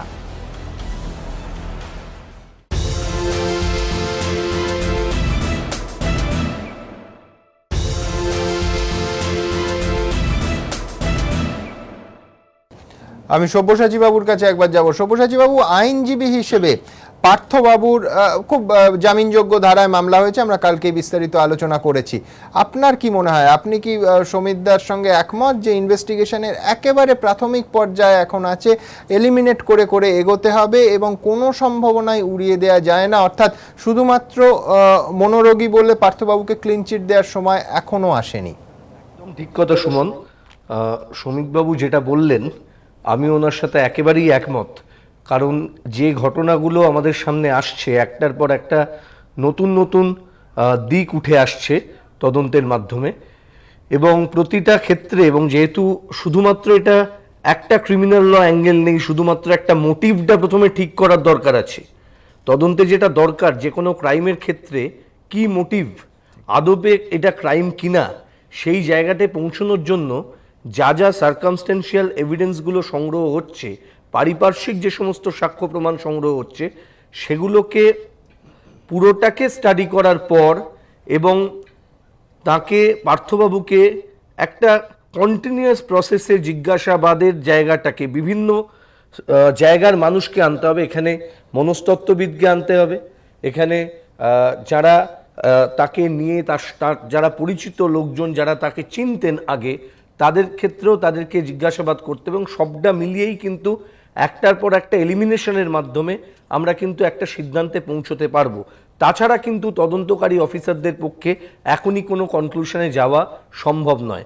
দ্বিতীয়ত, যে কথাটা আজকে বারবার করে এখানে উঠে আসছে, যে ঘটনাটা কি ঘটেছে, এখনই কোনো কিছু বলার সময়ও আসেনি, কারণ আমি জানি না কঙ্কাল যেটি পাওয়া গেছে তার কোনো এখনো পর্যন্ত কোনো ফরেন্সিক রিপোর্ট বা কোনো রিপোর্ট এসছে কিনা যে ওটি দেবযানী দেবীর কঙ্কাল কিনা, সে বিষয়ে কোনো সিদ্ধান্তে পৌঁছতে পেরেছেন কিনা এখনো পর্যন্ত। অরবিন্দ বাবু বা দেবযানী দেবীর হোমিসাইডের এখনো পর্যন্ত প্রাথমিকভাবে পোস্টমর্টম রিপোর্ট যা এসেছে তাতে হোমিসাইডের কোনো লক্ষণ পাওয়া যায়নি। এবং আমি জানি না কঙ্কালটি কার, এটা এই সম্পর্কে কিছু কি পাওয়া গিয়েছে? না, সে তো ডিএনএ টেস্ট, ফরেন্সিক টেস্টের আগে বলা যাবে না। সেই দিকটাকেও এখনই কোনো সিদ্ধান্তে পৌঁছানো জায়গা কিন্তু আসেনি দেবযানী দেবীর কঙ্কাল কিনা। যে বিষয়টা আমার মনে হচ্ছে একটা অ্যাঙ্গেল যেটা দেখার দরকার আছে, যে 2011-12 সালের পর থেকে আমি যা শুনলাম দেবযানী দেবীর সহকর্মীর মুখ থেকে, যে তারপর থেকে তার কোনো তার সঙ্গে কোনো যোগাযোগ ছিল না। তিনি স্কুলে আসতেন না, তিনি তো একটা স্কুলে চাকরি করতেন, সেখানে তিনি যেতেন না। তার স্কুলের খাতায় তিনি কবে শেষ গিয়েছেন এবং হঠাৎ করে তিনি যে আসছেন না, এক্ষেত্রে স্কুল কি চিন্তা ভাবনা করেছিল? না, এখানে আমার ভুল হলে সংকৃতি নিঃসন্দেহে আমায় ধরিয়ে দেবেন। 2004 অবধি উনি ক্যালকাটা গার্লসে ছিলেন, 2005 অবধি ছিলেন, মডার্ন হাইতে গেলেন, তারপর ডন বস্কোতে গেলেন। অর্থাৎ মানে স্কুলে আসা বন্ধর বিষয় নয়, উনি স্কুল পরিবর্তন করেন।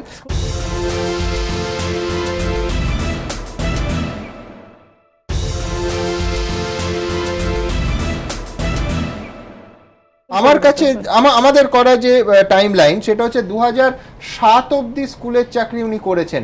তারপর একদিকে যেরকম পার্থবাবু তার চাকরি ছেড়ে দিচ্ছেন, লক্ষ্য করতে হবে 2005-এ কিন্তু মা মারা গেলেন। তারপর থেকেই এই পরিবারটির অস্বাভাবিকতা এবং সমস্যা বা যেভাবে আমরা দেখি না কেন সেটা দেখা দিচ্ছে। 2007-এ ভাই এবং বোন, ভাই যিনি পার্থবাবু মার্কিন যুক্তরাষ্ট্রে চাকরি করতেন, তারপর এখানে এসে অত্যন্ত নামী একটি ভারতবর্ষের প্রথম 5টি তথ্য প্রযুক্তি সংস্থার মধ্যে একটিতে চাকরি করতেন। ছেড়ে দিলেন। একই সঙ্গে বোন দেবযানী দেবী তিনিও ছেড়ে দিচ্ছেন ডন বস্কো স্কুলের চাকরি। দ্রুত একবার দেখাবো, এই টাইম লাইনটা আপনাদের সামনে রাখতে চাইবো। 3 নম্বর রবিনসন লেন একসময় স্বর্গ ছিল, এক ডাইনির জন্য তা নরক হয়ে গিয়েছে। আলো আঁধারি ঘরে বসে নিজের ডায়েরিতে লিখেছিলেন রবিনসন স্ট্রিটের দে পরিবারের একমাত্র জীবিত সদস্য পার্থ দে। কিন্তু দে পরিবার এমন কোন পরিস্থিতিতে পড়েছিল যা পার্থর কাছে নরকবাসের মতো মনে হচ্ছিল? বাড়ির নিরাপত্তারক্ষী ও প্রতিবেশীরা বলছেন একটা সময় পর্যন্ত আপাত দৃষ্টিতে পার্থদের আর 5টা সুখী পরিবারের মতোই লাগত। রাজাবাজার সায়েন্স কলেজ থেকে বিটেক পাশ করে নামী সংস্থায় চাকরি পেয়েছিলেন পার্থ। শহরের নামী ইংরেজি মাধ্যম স্কুলে গান শেখাতেন দেবযানী। পার্থ দেবযানীর বাবা অরবিন্দ দে দক্ষিণ কলকাতার একটি অভিজাত ক্লাবের সদস্য ছিলেন। ছেলে মেয়েকে নিয়ে নিয়মিত সেই ক্লাবেও যেতেন তিনি। দেবযানী বাড়ির দোতলায় ক্রেশ চালাতেন। বাচ্চারা তার খুব প্রিয় ছিল। বাবা ছেলে মেয়ে বেরোতো আগে, ঠিক আছে, তো বেরোতো বলতে গাড়ি থাকতো, গাড়ি নিয়ে বেরোতো, বাপ গাড়ি ড্রাইভ করতো আর ছেলে মেয়ে থাকতো না, বেরোতো, পিয়নো বাজতো। কিন্তু 2005 সালের পর থেকেই হঠাৎ বদলাতে শুরু করে পরিস্থিতিটা। সে বছরই ক্যান্সারে আক্রান্ত হয়ে মৃত্যু হয় পার্থর মায়ের। তারপর কেটে গিয়েছে 10টা বছর। হিচককের থ্রিলার সাইকোতেও নরম্যান বেটসের মা মারা গিয়েছিলেন 10 বছর আগে। Norman Bates' mother, right? Yes. Norman Bates' mother has been dead and buried in Green Lawn Cemetery for the past 10 years. মার মৃত্যুর পর থেকেই স্বাভাবিক দে পরিবারের অস্বাভাবিক আচরণ শুরু হয়। শটান বিদেশের চাকরি ছেড়ে ফিরে আসেন পার্থ। নামী স্কুলের চাকরি ছেড়ে দেন দিদি দেবযানীও। দুজনই দীক্ষা নেন একটি ধর্মীয় সংস্থায়। আশপাশের বাসিন্দাদের সঙ্গে সমস্ত যোগাযোগ বিচ্ছিন্ন করে ফ্ল্যাটের মধ্যে নিজেদের কার্যত বন্দী করে ফেলে দে পরিবার। It's very strange, you know, because people will say 15 साल से यहाँ रहते हैं, आप एसोसिएशन नहीं है, एक्चुअली नहीं है। वो किसी से मिलते नहीं थे, किसी से बात ही नहीं करते। এদেরকে লাস্ট দেখেছেন কবে ম্যাডাম? কিছু মনেও পড়ছে না, কখন না। শেষমেশ বৃহস্পতিবার এই বাড়ি থেকেই উদ্ধার হলো দেবযানী, তার 2 পোষ্যের কঙ্কাল ও অরবিন্দ দের দগ্ধ দেহ। রাজস্বী দত্তগুপ্ত ও অর্ণব মুখোপাধ্যায়, এবিপি আনন্দ।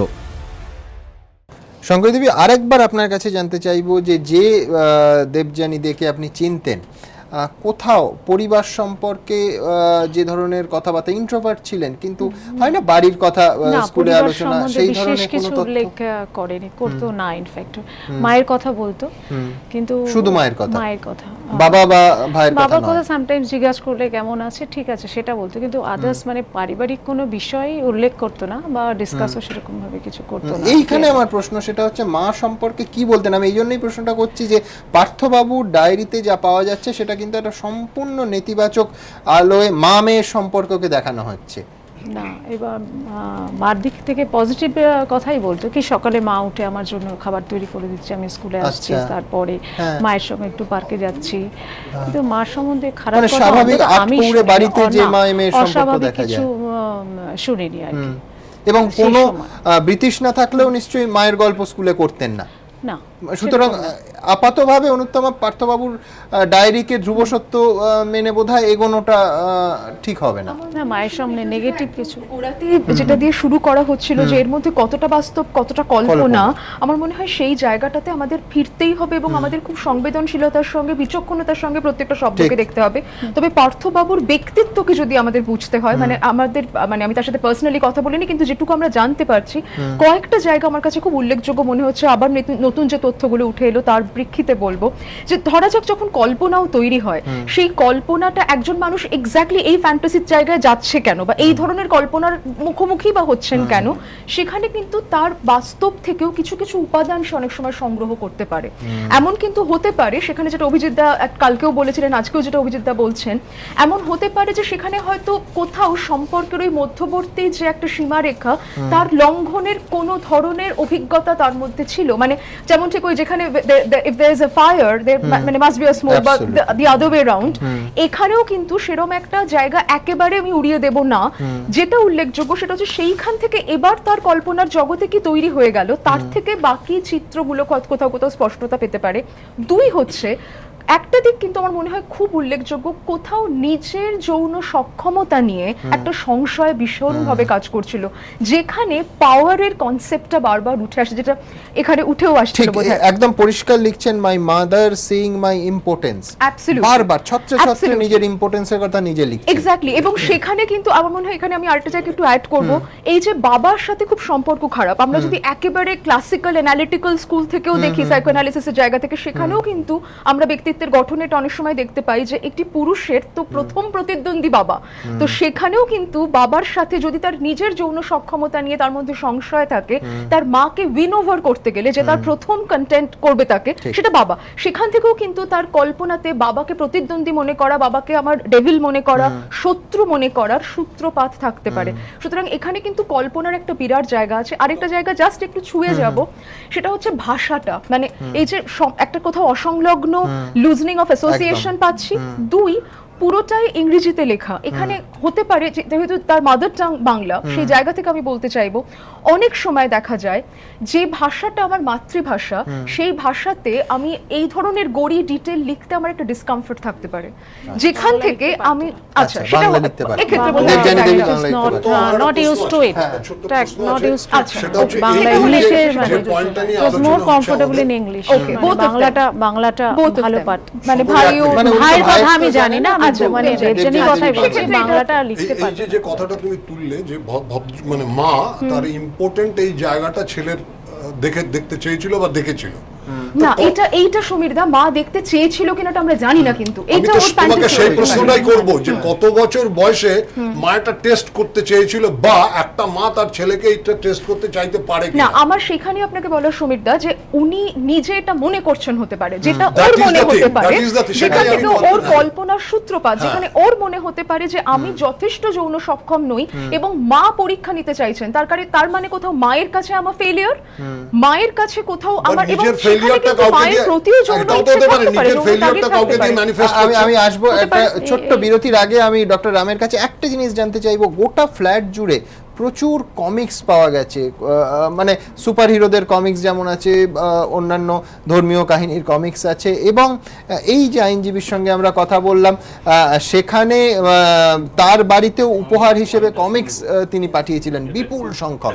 আমি বলছি যে কোথাও কি মানে পার্থবাবুর মধ্যে একদিকে পূর্ণবয়স্ক, অন্যদিকে এই কমিক্স লাভার, এইটা কোথাও প্লে করতে পারে? এটা ডেফিনেটলি একটা রিগ্রেশন রয়েছে, মানে ওনার অনুত্তমা যেটা বলছিল যে ওর চরিত্রের যে বিকাশটা হয় না, মানে আমার নিজস্ব ধারণা খুবই একটা ট্রমাটিক পিরিয়ডের মধ্যে দিয়ে পার্থবাবু যাচ্ছিলেন, এবং তাই সেই জন্য উনি বাস্তবটাকে না মেনে নিতে পেরে, বর্তমানটাকে না মেনে নিতে পেরে যে সময়টায় ফেরত যেতে চাইছিলেন, সেগুলো ওই শিশুর ওই শৈশবের যে সময়টা, যেটা হয়তো তুলনামূলকভাবে আর একটু ভালো ছিল, সেই জন্যই কমিক্স এবং এরকম মানে খুব ইম্যাচিউর। মানে ইনফ্যাক্ট এখানেও কিন্তু সাইকোর সঙ্গে মিল, যেখানে নরমান বারবার তার শৈশবটা মায়ের সঙ্গে কাটানোর সময়গুলো ফিরে পেতে চাইতো, এবং মায়ের মৃত্যুর পরেই একটা বিরাট টার্নিং পয়েন্ট আমরা দেখতে পাচ্ছি গোটা পরিবারে, সেটাও কিন্তু উল্লেখযোগ্য। একটা ছোট্ট বিরতির সময় হয়ে গেছে, বিরতির পর আবার এই বিশ্লেষণে ফিরবো, এবং একই সঙ্গে আপনাদের সামনে তুলে ধরবো 3.5 বছর এই পরিবারের নিরাপত্তা রক্ষী যিনি ছিলেন তার কথা, এবং অন্যান্য মানুষের সঙ্গে কি বলেছেন তারা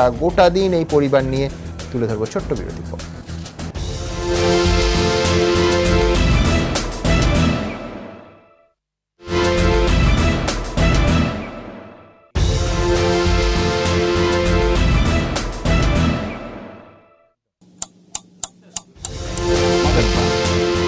শুধু পার্থবাবু নয়, দেবযানী দে তিনি কেমন ছিলেন, তিনি মারা যাওয়ার সময়টা, এই যে কঙ্কাল, সেটা প্রথম প্রশ্ন, সেটা কি দেবযানী দের? দ্বিতীয় প্রশ্ন, যদি দেবযানীর কঙ্কাল এটা হয়েও থাকে, তাহলে তার মারা যাওয়ার সময়টা ঠিক কোন মাসে বা কোন বছর? বিশেষজ্ঞরা বলছেন যে 6 মাসের মধ্যে কঙ্কাল হয়ে যাওয়া যথেষ্ট অস্বাভাবিক। কালকে সমীরদা বারবার এই স্টুডিওতে এই প্রশ্ন তুলছিলেন। আজকে কিন্তু দেবযানী দে ঠিক কোন সালে মারা গেছেন সেটাই প্রশ্নচিহ্নের সামনে এসে দাঁড়িয়েছে, এবং বাড়ির বারবার আমরা বলছি যে নিরাপত্তা রক্ষীর কথা, তিনি বলছেন 3.5 বছর দেবযানী দের কণ্ঠস্বর ছাড়া তিনি কিছু শোনেননি। কিন্তু আমাদের মনে রাখতে হবে, গোটা বাড়িতে অত্যাধুনিক সাউন্ড সিস্টেমে স্পিকারের মারফত দেবযানীর কণ্ঠস্বর বাজানো হতো। দেখব এই দেবযানীর মৃত্যু নিয়ে যে নতুন ধোঁয়াশা তৈরি হয়েছে সেটা। দেবযানী কি সত্যিই কুকুরের মৃত্যুতে শোকাহত হয়ে উপোস করে মৃত্যুবরণ করেছিলেন, নাকি তাকে খুন করা হয়েছিল? রবিনসন স্ট্রিটে রহস্য সামনে আসা 3 দিনের মধ্যেই জোরালোভাবে উঠে এলো এই প্রশ্ন। কারণ ফরেন্সিক বিশেষজ্ঞ একে গুপ্তর দাবি, দেবযানীর কঙ্কালের পাশে কয়েকটি মরা মাছি পাওয়া গিয়েছে। তার থেকে প্রশ্ন উঠেছে, তাহলে কি বিষ দিয়ে দেবযানীকে খুন করা হয়েছিল? সেই কারণেই কি তার মৃতদেহের উপর বসায় বিষক্রিয়ায় মৃত্যু হয় মাছিগুলির? মরা মাছিটা থাকা ইন্ডিকেট করছে যে একমাত্র বিষক্রিয়ায় মৃত্যু হলে পরে তার উপর যদি মাছি বসে এবং রসগুলো যখন খেতে থাকে সেই বিষক্রিয়া এরকম দেখা যায় যে মাছিগুলো পরে মরে গেছে। শুধু এই নয়, প্রশ্ন রয়েছে আরও। ফরেন্সিক বিশেষজ্ঞের দাবি, দেবযানীর দেহ দেখে মনে হয়েছে তার দেহের ভেতরের অঙ্গ প্রত্যঙ্গগুলি বের করে নেওয়া হয়েছে, তারপর হাড়গুলি সাজিয়ে রাখা হয়েছে। নিশ্চয়ই ভেতরে ইন্টারনাল অর্গানগুলো পরে ছড়িয়ে ফেলা হয়েছে আর কি, শুধু হাড়গুলোকে সাজিয়ে রেখে দেওয়া হয়েছে আর কি। পুলিশ সূত্রে খবর, ময়নাতদন্তের প্রাথমিক রিপোর্টে বলা হয়েছে, যেহেতু দেহটি কঙ্কালে পরিণত হয়েছে তাই ময়নাতদন্তে মৃত্যুর কারণ সম্পর্কে নিশ্চিত কোনো তথ্য মেলেনি, সেজন্য অন্যান্য পরীক্ষা নিরীক্ষার কথা ভাবা হচ্ছে। এরই সঙ্গে প্রশ্ন উঠছে, কঙ্কালটি কতদিনের পুরনো? পার্থদের দাবি, তার দিদি দেবযানীর মৃত্যু হয়েছে ডিসেম্বরে। পুলিশ সূত্রে খবর, ময়নাতদন্তের প্রাথমিক রিপোর্টে বলা হয়েছে কঙ্কালটি 4 থেকে 6 মাসের পুরনো। দেবযানীর বাবা অরবিন্দ দের দগ্ধ দেহেরও ময়নাতদন্ত হয়েছে। পুলিশ সূত্রে খবর, ময়নাতদন্তের প্রাথমিক রিপোর্টে জানানো হয়েছে বৃদ্ধ অরবিন্দ দেকে খুন করা হয়নি। পাশাপাশি জানা গিয়েছে তার টিউবারকিউলোসিস ও সিরোসিস অফ লিভার ছিল। প্রকাশ সিনহার রিপোর্ট, এবিপি আনন্দ, কলকাতা। সুরজিৎবাবু, এই পরিবারটির বিভিন্ন মানুষের মধ্যে যে সম্পর্ক, প্রত্যেকটা চরিত্র এই অস্বাভাবিকতার যে বুনট, তার কিন্তু একটা মানে ঠাস বুনটের চেহারা নিয়েছে। ঠিক, মানে আমি যদি, আমরা সোশ্যোলজিস্টরা পুলিশ অফিসারদের মতন রিকনস্ট্রাক্ট করি, আমি যদি রিকনস্ট্রাক্ট করি এটা, আমি যদি এটাকে ইনভেস্টিগেট করি, আমি কিন্তু এই পার্থ দেখে দিয়ে শুরু করবো না। পার্থ দেখে দিয়ে শুরু করে আমরা বলছি যে এই যেহেতু সে জীবিত অফকোর্স, সেই জন্য আমাদের বেশি ইন্টারেস্ট, কিন্তু আমরা ব্যাপারটাকে অ্যাটোমাইজ করছি, নিউক্লিয়ারাইজ করছি, ছোট করে দিচ্ছি। আমি শুরু করবো বাবাকে দিয়ে বা ঠাকুমাকে দিয়ে। বাবা কেমন ফিগার ছিলেন? Was he very authoritative? Did he suppress his children? এরকম একটা ফিগার তো আমরা পাই, লিটারেচারে পাই, সমাজ আমরা জানি, আমরা ডকুমেন্ট করেছি, যেখানে বাবার ফিগারটা খুব সাংঘাতিক রকমের অথরিটি, প্রফেশনালি সাকসেসফুল ছিলেন, 88 অবধি তিনি, 87 অবধি ব্যাঙ্গালোরে ভেরি ওয়েল সেটেলড একটা company director, absolutely corporate executive, এবং সেই লাইফস্টাইলটাও রেখেছেন। কলকাতায় এসে ক্লাবে যাচ্ছেন, তার ছেলেমেয়েরা কৃতি বিটেক পড়তে গেছে রাজাবাজার সায়েন্স কলেজে, নো মিন অ্যাচিভমেন্ট। পার্থর পরবর্তীকালে after his graduation from the Rajabazar science college is also সে অর্থে নর্মাল, যেটা হওয়া উচিত সেরকমই চলছে। অথচ এখন যখন দেখা যাচ্ছে একটা অ্যাগারাফোবিয়া যাকে বলে, অ্যাগারাফোবিয়া আছে, মানে বাইরে যেতে চাইছি না, আমি রেক্লুসিভ হয়ে আসছি। এইটা একটা নিশ্চয়ই ট্রিগার আছে কোথাও। কোথায় সেই ট্রিগারটা? সেই ট্রিগারটা কি বাবার কাছে? সেই ট্রিগারটা কি ঠাকুমার কাছে? নাকি মায়ের মৃত্যু? নাকি মায়ের মৃত্যু? আমি এখানে মায়ের মৃত্যু বলছি, কিন্তু আই ক্যান গো ব্যাক।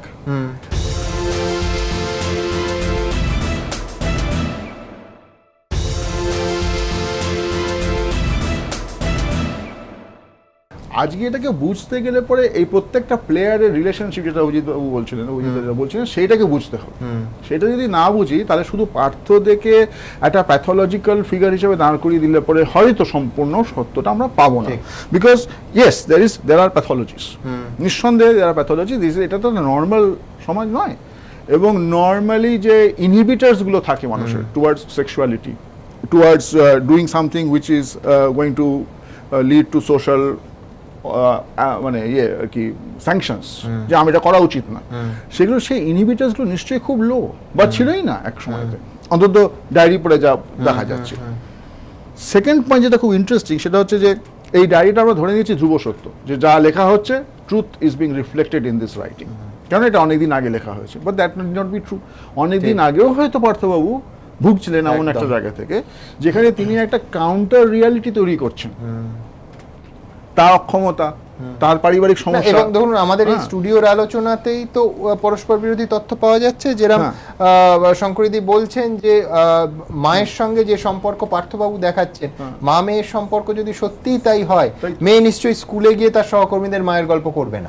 এবং বাকিদের গল্প যখন এমনিই করছেন না, তখন এই জায়গাটাও তার পক্ষে না উল্লেখ করাটা এমন কিছু অস্বাভাবিক। এবং এখানে আমি ডিস্টিংশন করছি, আপনারা সবসময় স্পিরিচুয়াল বলে আসছেন, অনেক লোকই কিন্তু স্পিরিচুয়াল, কিন্তু স্পিরিচুয়ালিটিটা এই লেভেলে কখনো যায় না।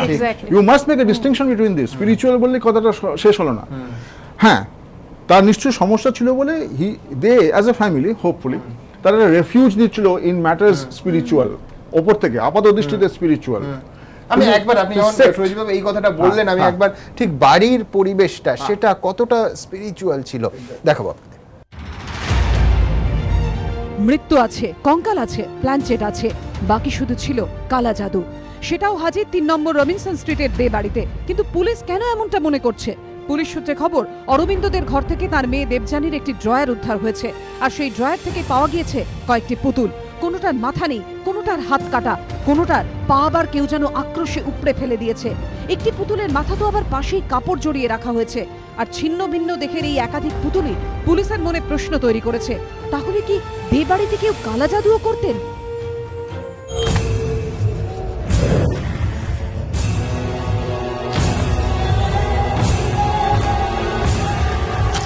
সেটা একটা সৎকর্মর অধিকৃত দ্বন্দ্ব, যেমন মারণ স্তম্ভন, উচাটন, বশীকরণ।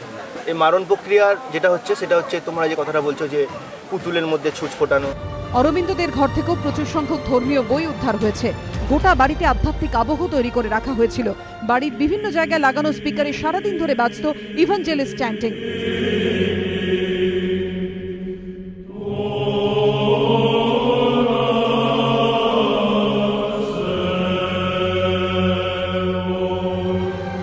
উদ্ধার হয়েছে তন্ত্র সাধনা সম্পর্কিত বইও। অরবিন্দর ঘরে দেবযানীর পোশাক ও পুতুল উদ্ধারের পর পুলিশের অনুমান, মৃত্যুর আগে পর্যন্ত বাবা ও মেয়ে একই ঘরে থাকতেন। দেবযানীর মৃত্যুর পর থেকে একই ঘরে থাকতে শুরু করেন অরবিন্দ ও পার্থ। প্রকাশ সিনহা, গোপাল চট্টোপাধ্যায় ও ময়ূর ঠাকুর চক্রবর্তীর রিপোর্ট, এবিপি আনন্দ।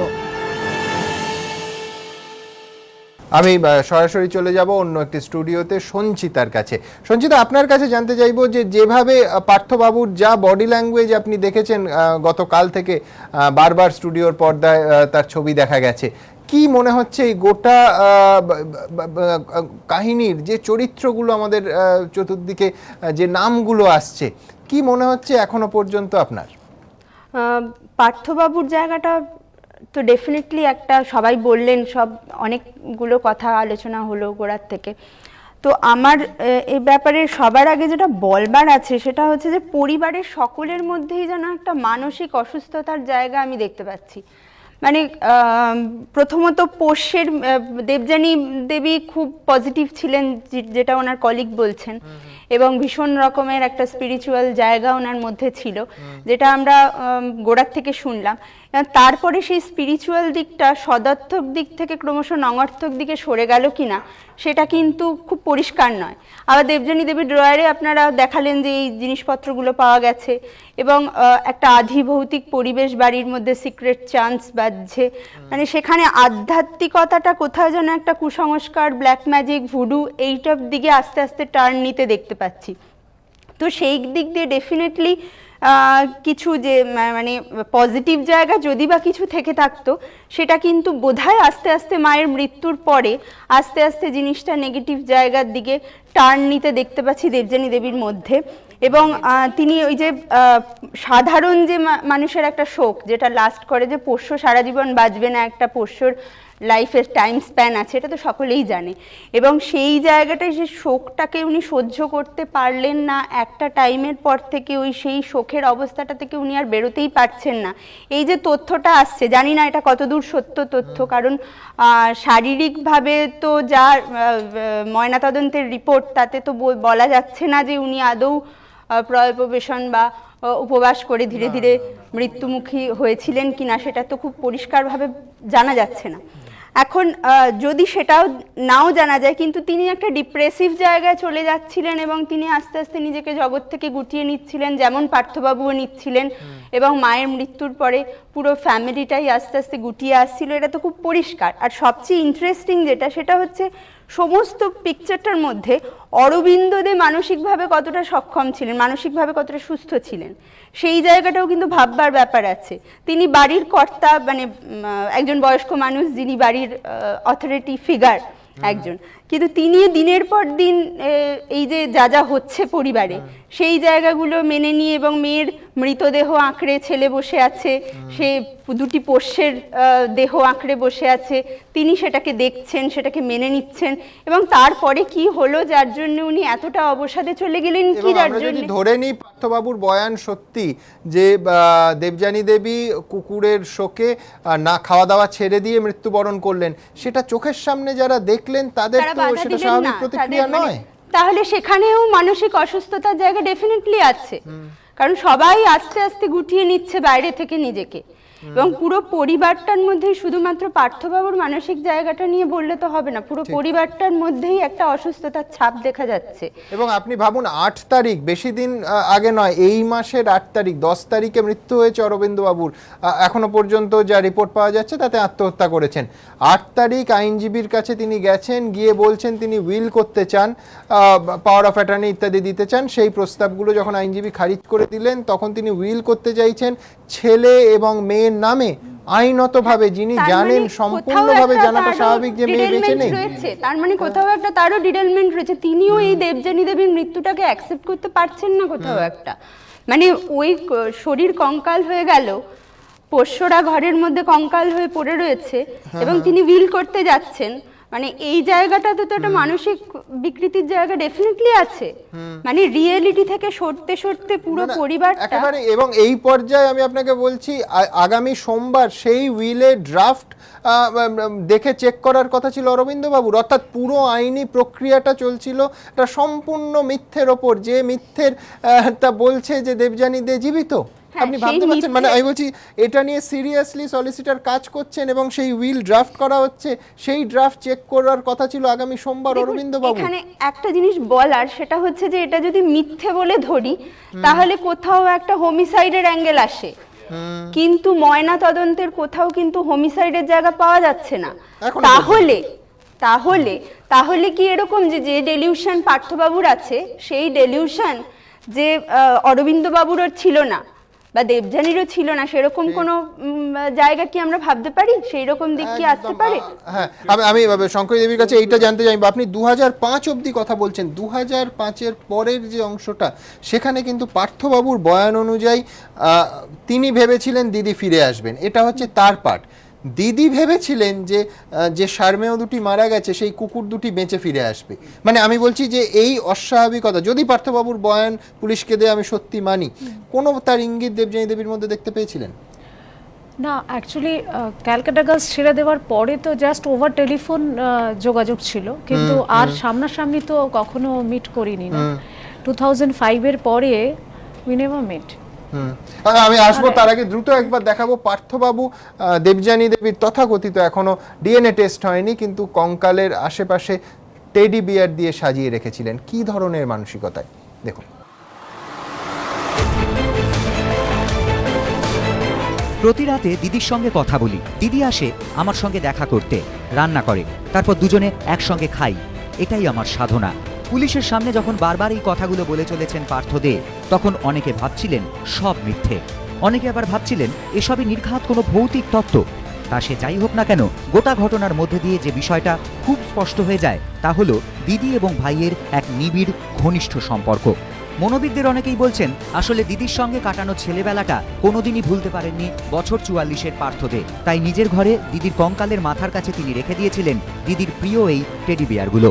হিচককের সাইকোতে যেমন নরম্যান মৃত মায়ের ঘরে রেখে দিত তার ছোটবেলার খেলনাগুলো, যার মধ্যে দিয়ে নিজের শৈশবের স্মৃতিকে বাঁচিয়ে রাখত সে, নরম্যানের মতোই পার্থও হয়তো স্মৃতিগুলোকে আঁকড়ে ধরে হারিয়ে যাওয়া সুখের দিনগুলোকে সঙ্গে নিয়ে বাঁচতে চাইতেন।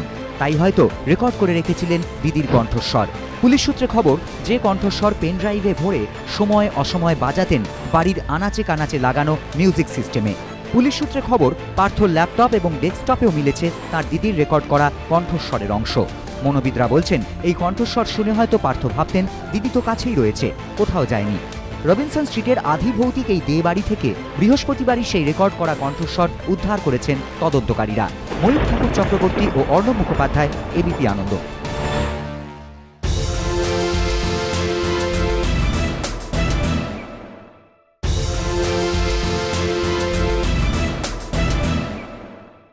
আমাদের সঙ্গে ফরেনসিক বিশেষজ্ঞ ডক্টর AK গুপ্ত এই অনুষ্ঠানে যোগ দিয়েছেন। ডক্টর গুপ্ত, আপনার কাছে যেটা জানতে চাইব, ফরেনসিক টেস্টের মাধ্যমে এই এতদিনের মৃতদেহের যেটা কঙ্কাল আকৃতি নিয়েছে, ঠিক কি কি জানা যেতে পারে? প্রথম হচ্ছে কঙ্কালটা পরীক্ষা করে তার হচ্ছে সেক্স ডিটারমিনেশন, ছেলে না মেয়ের, তার বয়স কত বলা যেতে পারে, হাইট কত ছিল বলা যেতে পারে, শরীরে কঙ্কালেতে যদি কোনো ইনজুরি থেকে থাকে তাহলে কিছু চোট হয়েছে কিনা সেগুলো বলা যেতে পারে। অনেক সময় যদি বিষক্রিয়ায় মৃত্যু হয়ে থাকে তার জন্য কিছু কিছু রিফ্লেকশন বনসে থাকতে পারে। বিশেষত এন্ডস অফ দি লং বোনেতে অনেক সময় পরীক্ষা করলে পয়জন পাওয়া যায়। আর লাস্টে যেটা হচ্ছে এইগুলো সমস্ত করার পরে হচ্ছে ডিএনএ টেস্টটা করা যায় বোন ম্যারো থেকে। বোন ম্যারো থেকে ডিএনএ টেস্ট করে এই মানে এই কঙ্কালটা, সেক্ষেত্রে আমার ওই পরিবারের, ধরুন আমি দেবযানী দেবীরই ওই কঙ্কাল কিনা কেউ পরীক্ষা করতে চাইছেন, ওই পরিবারের কারুর ডিএনএ টেস্ট করে দুটো স্যাম্পল মেলানো, মানে অন্য যাদের সঙ্গে বলা আমরা জানতে চাইছি এই পরিবারের অংশ কিনা, তাহলে তাদের কাছ থেকে প্রত্যেকের কাছ থেকে 2 cc ব্লাড নিলেই যথেষ্ট। এবং সেই তার থেকে যে ডিএনএ লোকাস আসবে আর কঙ্কালের ম্যারো ক্যাভিটি থেকে যে লোকাসটা আসবে, এই দুটোকে টেস্ট করলেই বুঝতে পারা যাবে যে এই একই পরিবারের অন্তর্ভুক্ত স্কাল, যা মানে যার কঙ্কাল তিনি এই পরিবারের লোক কিনা। ফাইন। ফরেনসিক টেস্টের ক্ষেত্রে মৃত্যুর কারণ জানার প্রক্রিয়াটা ঠিক কিরাম, মানে কত মৃত্যুর কারণ কিভাবে পাওয়া যেতে পারে, আদৌ পাওয়া যেতে পারে? মৃত্যুর কারণ যেমন হচ্ছে মৃত্যু হতে পারে এক হচ্ছে আঘাত দিক করে, অথবা কোনো শ্বাসরোধ করে যে কোনো রকমভাবে গলা টিপে হোক, নাক মুখ চিপে হোক, অথবা বিষক্রিয়ার মাধ্যমে। আচ্ছা, আরেকটা এক্ষেত্রে যে উপবাস করে কেউ অনশন করে মারা গেছেন, কোনোভাবে ফরেনসিক টেস্টে সেটা বোঝা যেতে পারে? ফ্রেশ বডি থেকে বলাটা অনেক বেশি সোজা। স্কেলিটন থেকে কি করে বলা? স্কেলিটন থেকে আমরা যেটা করতে পারি, অনেক সময় যেটা করার চেষ্টা চলছে এখনো খুব একটা, হাড়েতে হচ্ছে অ্যামাইনো অ্যাসিড কন্টেন্ট, অর্থাৎ আমরা যে খাওয়া দাওয়া করছি সেই অ্যামাইনো অ্যাসিড কন্টেন্ট থেকে অনেক সময় বলা যায় যে কতটা অ্যামাইনো অ্যাসিড থাকার কথা কিন্তু কতটা কমে গেছে। এইগুলো দিয়ে আমরা বলতে পারি কতদিন আগেও মারা গেছে, প্লাস হচ্ছে উনি উপবাস করছিলেন কিনা, প্লাস হচ্ছে যেমন উপবাস যদি কেউ অনেকদিন ধরে করে তার বনে ক্যালসিয়ামের ডেন্সিটি অনেক কমে যাবে, তাহলে সেই ক্যালসিয়ামের ডেন্সিটি মেপেও অনেক সময় চেষ্টা করা যেতে পারে। এগুলো খুবই কষ্টসাধ্য পরীক্ষা, কিন্তু চেষ্টা করা যেতে পারে যাতে কিভাবে মারা গেছেন। 100% অ্যাকুরেসি? 100% না, প্রবাবিলিটিস আমরা যেটা ফরেনসিকেতে প্রবাবিলিটি ইভ্যালুয়েশন করে আমরা পসিবিলিটি প্রথম ইভ্যালুয়েশন করি, করে প্রবাবিলিটিস যাই, তারপরে যেটা অনেকগুলো প্রবাবিলিটির সঙ্গে মিলছে সেই থেকে একটা কনক্লুসিভ ওপিনিয়ন ড্র করা হয়। অভিজিৎবাবু, আমার কাছে একটা অন্য প্রসঙ্গে আসবে, একটা খটকা আছে, সেটা হচ্ছে যে আইনজীবী সুবীর মজুমদার তিনি বারবার বলছেন যে মৃত্যু চেতনা কোথাও একটা অরবিন্দবাবুর মধ্যে কাজ করছিল। 8 তারিখে আত্মহত্যা করেন, যদি আত্মহত্যা ধরি 10 তারিখে। বারবার বলছিলেন যে আমার মৃত্যুর পর ছেলে এবং মেয়ে কি করবে বুঝতে পারছি না, ওরা কেমন থাকবে বুঝতে পারছি না, কিভাবে ওদের ভালো থাকাটা আমি এনশিওর করব। প্রথমে উনি প্রস্তাব দেন সুবীরবাবুকে যে আপনি পাওয়ার অফ অ্যাটর্নি করুন। উনি বলেন যে আপনার যদি সত্যি মৃত্যু হয়, ঈশ্বর না করুন, কিন্তু পাওয়ার অফ অ্যাটর্নি করে কোনো লাভ হবে না। তারপরে তিনি উইল করার কথা পরামর্শ দেন এবং তারপরে উইলের দিকে এগোচ্ছিলেন, যে ড্রাফটটা আগামী সোমবার দিন চেক করার কথা ছিল অরবিন্দবাবু, তার মধ্যেই তিনি মারা গেলেন। ছেলে আর মেয়ে উইল তৈরি হচ্ছে, এত সিরিয়াসলি গিয়ে আইনজীবীর কাছে গিয়ে উইল তৈরি করছেন ছেলে আর মেয়ের নামে? আমার এটা বিশ্বাস হয় না।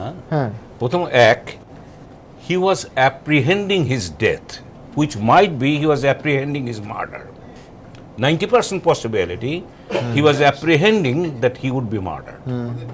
So মানে fear for death, মানে if I die what will happen, বারবার কিন্তু হচ্ছে ডেথ ফোবিয়া মানে ফিয়ার, এই থ্যানাটোফোবিয়া, if I die what will happen to my family members, এই একটা delusional thinking মনের মধ্যে অবিরত অবসেসিভলি প্লে করতে থাকে। এখন whether it was really obsessive or not, নাকি ওর মনে হচ্ছিল the time is come when he might be murdered.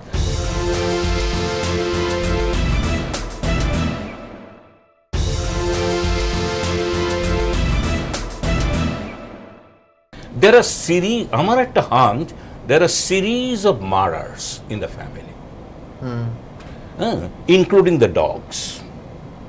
They were killed. Not a single thing was natural. Come on. Even this man knew, because he himself was a perpetrator of some.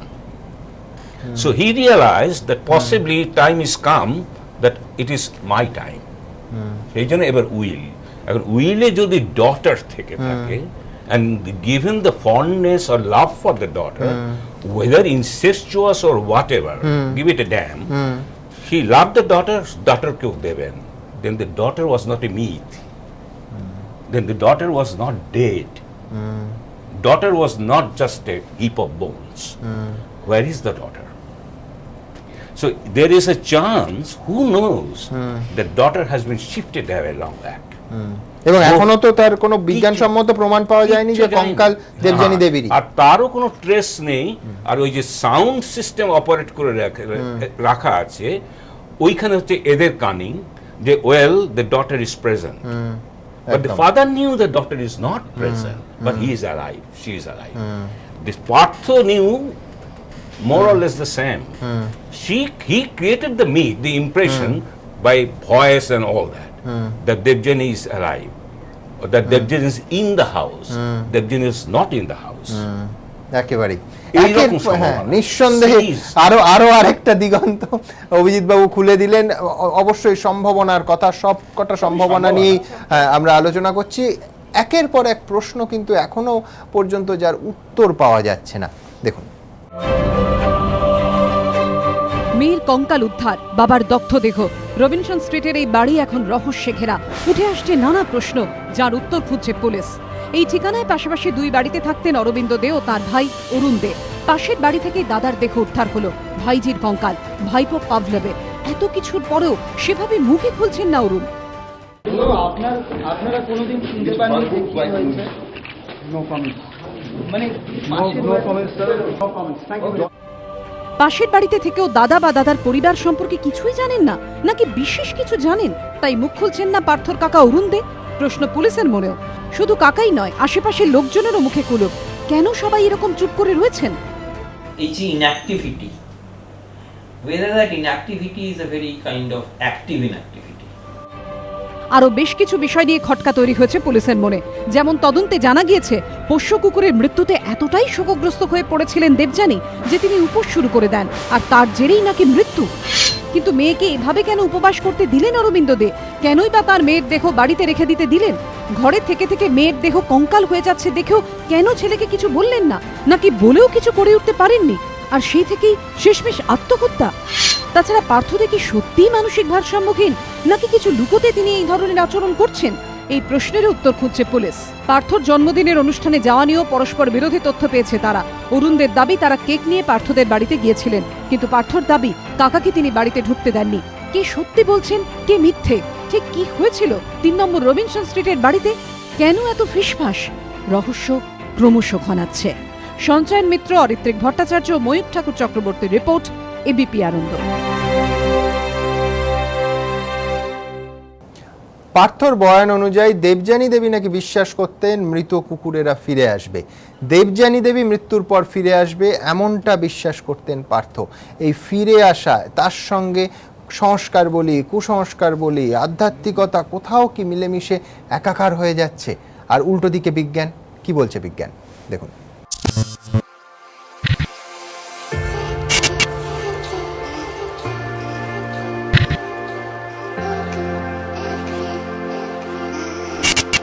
দিদির মৃত্যুর পর দেহ সৎকার করার পরিবর্তে বাড়িতেই রেখে দিয়েছিলেন পার্থ। দিদির সঙ্গে তিনি নাকি কথা বলতেন, খেতে দিতেন। আলো আঁধারিতে বাড়িময় ভৌতিক আবহে প্রতিদিন এভাবেই দিন কাটাতেন তিনি ও তাঁর বাবা। এই সবকিছুই অস্বাভাবিকত্বের চরম নিদর্শন। কিন্তু কেন এমনটা করেছিলেন পার্থ? নেপথ্যে কি শুধুই অসম্ভব ভালোবাসা? জীবনের ওপারে চলে যাওয়ার পরও প্রিয়তমকে আঁকড়ে বাঁচার চেষ্টা? কিন্তু এমনটা কি করে সম্ভব? তবে এমনও অনেকে আছেন যারা পার্থদের এমন আচরণে অস্বাভাবিকত্ব দেখছেন না, যেমন ডাইনি বিদ্যা বিশারদ ইপ্সিতা রায় চক্রবর্তী। তার মতে পার্থ নিশ্চয়ই মৃত দিদি দেবযানীকে অনুভব করতে পেরেছিলেন। ওর একটা কোনো প্রমাণ আছে যে ওর দিদি এসে স্পিরিট এসে অ্যাকসেপ্ট করতো, গ্রহণ করতো। ও যেটা চেয়েছিল কি পেয়েছে একটু, সেটা আমি বলবো যে হ্যাঁ, সেটা আমি বলবো যে নিশ্চয়ই কিছু পেয়েছে। বাস্তববাদী যুক্তিবাদীরা অবশ্য এমনটা মানতে নারাজ। দিদির কঙ্কাল আঁকড়ে রাখার ঘটনাটিকে হ্যালুসিনেশন বা ভ্রম বলেই মনে করছেন তারা। অস্বাভাবিক কিছু একটা দেখছেন, এরকম দাবিও কিন্তু অস্বাভাবিক মানসিক অবস্থায় যারা আছেন তারা এটা করে থাকেন। এটা আমরা সুস্থ লোকেরা এটা স্বপ্নের সময় দেখি, কিন্তু অনেক মানুষ আছেন যারা জীবিত অবস্থাতেও দেখেন অস্বাভাবিক অলীক ঘটনা দেখেন, তাকে বলে হ্যালুসিনেশন। যুক্তি ও পাল্টা যুক্তির চিরকালীন এই দ্বন্দ্ব অবশ্য দীর্ঘদিনের, যা আরও একবার সামনে এলো রবিনসন স্ট্রিটের ঘটনায়। অরিত্রিক ভট্টাচার্যের রিপোর্ট, এবিপি আনন্দ, কলকাতা। সৈজিৎবাবু, কোথাও কি একটা সোশ্যাল ফ্যাব্রিকেরও ভাঙন হয়েছে? তার কারণ একটা পরিবার নিজেদের বিচ্ছিন্ন করে নিল, অথচ কোনো কুশল জিজ্ঞাসা নেই। আমি বলছি হয়তো প্রতিরোধ ছিল পরিবারের ভেতর থেকে, কিন্তু তা সত্ত্বেও তো যদি 5 বছর বা 3.5 বছর কাউকে দেখা না যায়, কৌতূহল তো থাকবে, জিজ্ঞাসাবাদ, কুশল জিজ্ঞাসা থাকবে না? একেবারে একেবারে সেটাই তো খুব আশ্চর্যের বিষয় যে আমরা যতই নিউক্লিয়ার ফ্যামিলির মেম্বার হই না কেন, আমাদের তো আরও আনুষঙ্গিক ফ্যামিলি মেম্বার আছেন মায়ের দিকে, বাবার দিকে। তারা এরকম একবারে যোগাযোগ রাখলেন না, কারোর সঙ্গে কথা হলো না কোনো দিন, অথচ একদিন তাদেরকে একটা বার্থডে পার্টিতে ডাকা হচ্ছে, তখন তারা আসছেন। এইটা খুব ইন্টারেস্টিং। মানে যদি এরকম হতো যা মুখ দেখা দেখি নেই, যেমন আগের দিন হতো ত্যায্যপুত্র, কোনোদিন দেখবো না, তো তাহলে সে বার্থডে পার্টিতে আসা উচিত নয় তার। অথচ বার্থডে পার্টিতে আসছে, কিন্তু তার আগে 10 বছর তার সঙ্গে কোনো সম্পর্ক নেই। I find this very interesting যে সোশ্যাল রিলেশনশিপগুলো not only within the nuclear immediate family ভেঙে গেছে, but social relationship across the family members on both maternal and the paternal side, সেগুলো ভেঙে গেছে। কিন্তু আবার সে ফিরে আসছে কেন? কেন ফিরে আসছে? কি কারণে সে মনে করছে একটা বার্থডে পার্টি হতে পারে, সেটা নর্মাল। আবার এই যে সারাক্ষণ একটা ইন্টারপ্লে চলছে between the normal and the abnormal. আচ্ছা, বেশ কয়েক বছর পর কাকার পরিবারের সঙ্গে কাছাকাছি অ্যাড করতে চাইবো, যেটা সুরজিৎ বাবু বলছিলেন যে এই যে এক্সট্রা ফ্যামিলি মেম্বারসদের সাথে এই যে যোগাযোগ বিচ্ছিন্ন হয়ে যাওয়া। ধরা যাক আমরা যদি এই বিভ্রান্তির হাইপোথিসিস নিয়েও এগোই, যেটা পার্থবাবুর ক্ষেত্রে ভাবা হচ্ছে, এবং যদি এমনও হয় যে এই বিভ্রান্তিতে অনেকেই পার্টিসিপেট করছে, যেটা সঞ্চিতাদিও বলছিলেন যে যদি পরিবারের অন্য সদস্যদের মধ্যেই বিভ্রান্তির বীজ থাকে, সেখান থেকে এরম মানসিকতা কিন্তু অনেক সময় দেখা যায় যে আমি একটা কল্পনায় শত্রু ঠাউরে নেব। মানে এমন মনে হতে পারে যে আমার চারপাশে যারা আছে তারা প্রত্যেকেই কিছু না কিছু ভাবে আমার ক্ষতি করতে চাইছে, প্রত্যেকেই ইভিল, এবং এই কটি মানুষ আমাদের পোষ্য সহ আমরা একমাত্র হেভেন, বাকিটা হেল। এইখান থেকেও কিন্তু বিচ্ছিন্ন হয়ে যাওয়ার মতন একটা মানসিক অবস্থানে অনেক সময় মানুষ চলে যেতে পারে, এবং পরিবারের মধ্যে থেকেও যেতে পারে। ঠিক, একেবারে কোনো সন্দেহ নেই যে বিচ্ছিন্ন হয়ে যাওয়া একটা পরিবার কিভাবে তারা তাদের দৈনন্দিন জীবন কাটাতেন। আমরা জানতে পেরেছি যে শুধু নিরাপত্তা যারা দিচ্ছেন সেই সিকিউরিটি এজেন্সির সঙ্গে মাসিক চুক্তি ছিল 20,000 টাকা। তার বাইরে এই সংসারটির রোজকার জীবনযাপন ঠিক কেমন ছিল? ছোট্ট একটা বিরতি নেব, বিরতিতে যেতে যেতে দেখব সেটাই।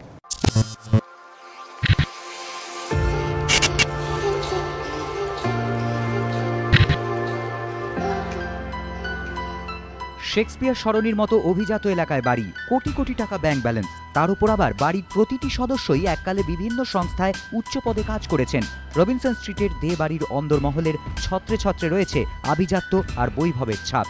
নিরাপত্তা রক্ষীদের সূত্রে জানা গিয়েছে, কয়েক মাস আগে পর্যন্ত 1 সপ্তাহ অন্তর ব্যাংক থেকে 20-25 হাজার টাকা করে তুলতে দিতেন নিহত অরবিন্দ দে। প্রতিপত্তিশালী এই পরিবারের রোজকার জীবনযাত্রাও ছিল যথেষ্ট বিলাসবহুল। পুলিশ সূত্রে খবর, প্রতি মাসে শুধুমাত্র নিরাপত্তা রক্ষীদের বেতন দিতেই অরবিন্দ দে খরচ করতেন 20,000 টাকা।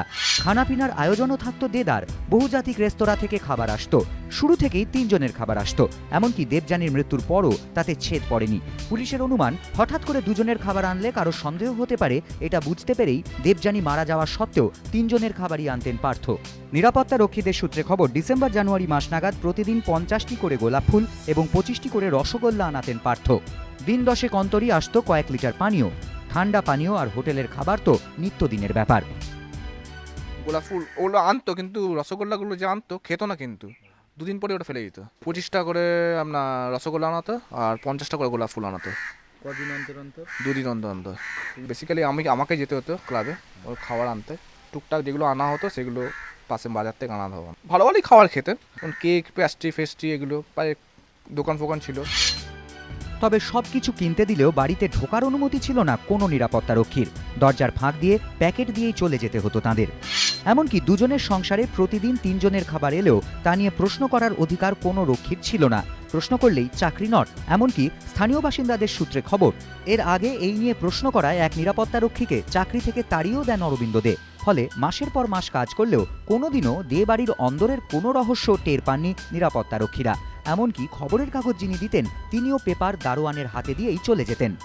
कभी भी घर के अंदर में नहीं, गेट तो बंद रहता था, हम तो जानते ही नहीं थे, हम भैया गेट में इसे लगा के चले आते थे, हम देखा ही नहीं कब देखा, बराबर लेकर चला, दरबार को बिल दे देते थे, दरबार पैसा दे देते थे।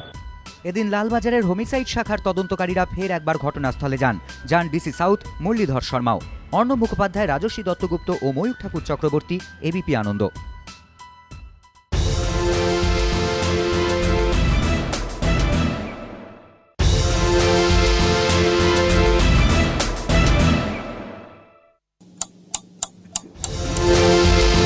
পার্থ দে নিঃসন্দেহে এই মুহূর্তে সমস্ত তদন্তকারী সংস্থা এবং গোটা সমাজের চোখ তার ওপর।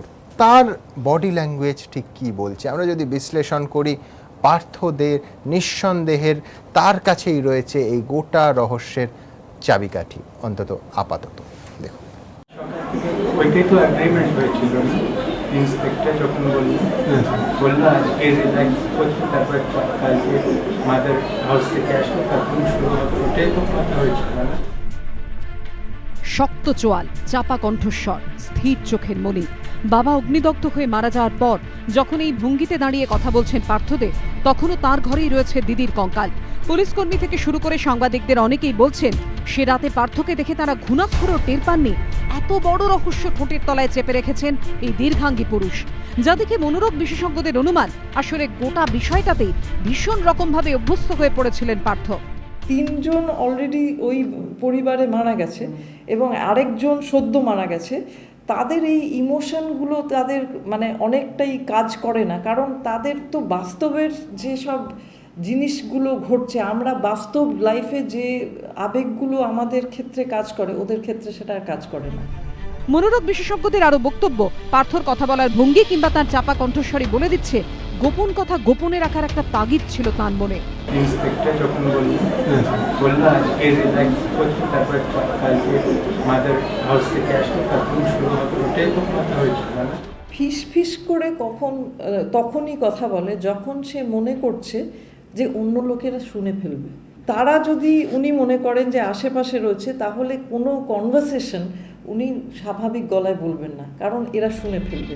মনোরোগ বিশেষজ্ঞদের সবারই মতে পার্থর চিকিৎসা প্রয়োজন। অনেকগুলো অ্যালার্ম দেয় আমাদের, সেই অ্যালার্মের সময় ধরতে পারলে আজকে হয়তো এত বড় খবর হতো না। যদি আগের থেকে আরেকটু অ্যালার্ম হতো, মনোবিজ্ঞানীদের আরেকটু সাহায্য নিতে পারতেন। আনফরচুনেটলি এত এডুকেটেড হওয়া সত্ত্বেও চিকিৎসা কেন পেল না, চিকিৎসা কেন পেল না? কোটরে ঢোকাই চোখের গভীরে যে আর কি কি রহস্য লুকিয়ে আছে সেটাই এখন ভাবাচ্ছে তদন্তকারীদের। সঞ্চয়ন মিত্র, অরিত্রিক ভট্টাচার্যের রিপোর্ট, এবিপি আনন্দ।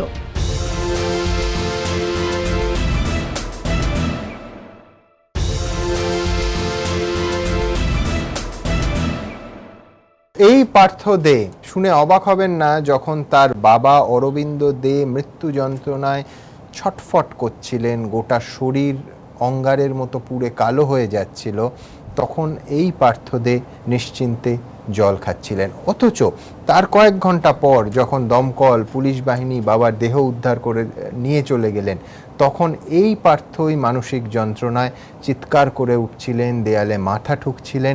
আবার পরের দিন অর্থাৎ আজকে যতবার তিনি কথা বলেছেন, এই মুহূর্তে তিনি রয়েছেন মানসিক হাসপাতালে, একবারও বাবার কথা বলছেন না, বলছেন কিন্তু দিদির কথা। এই বৈপরীত্যের মাঝখানে আসুন আমরা দেখি অরবিন্দ দের জীবনটা ঠিক কেমন ছিল।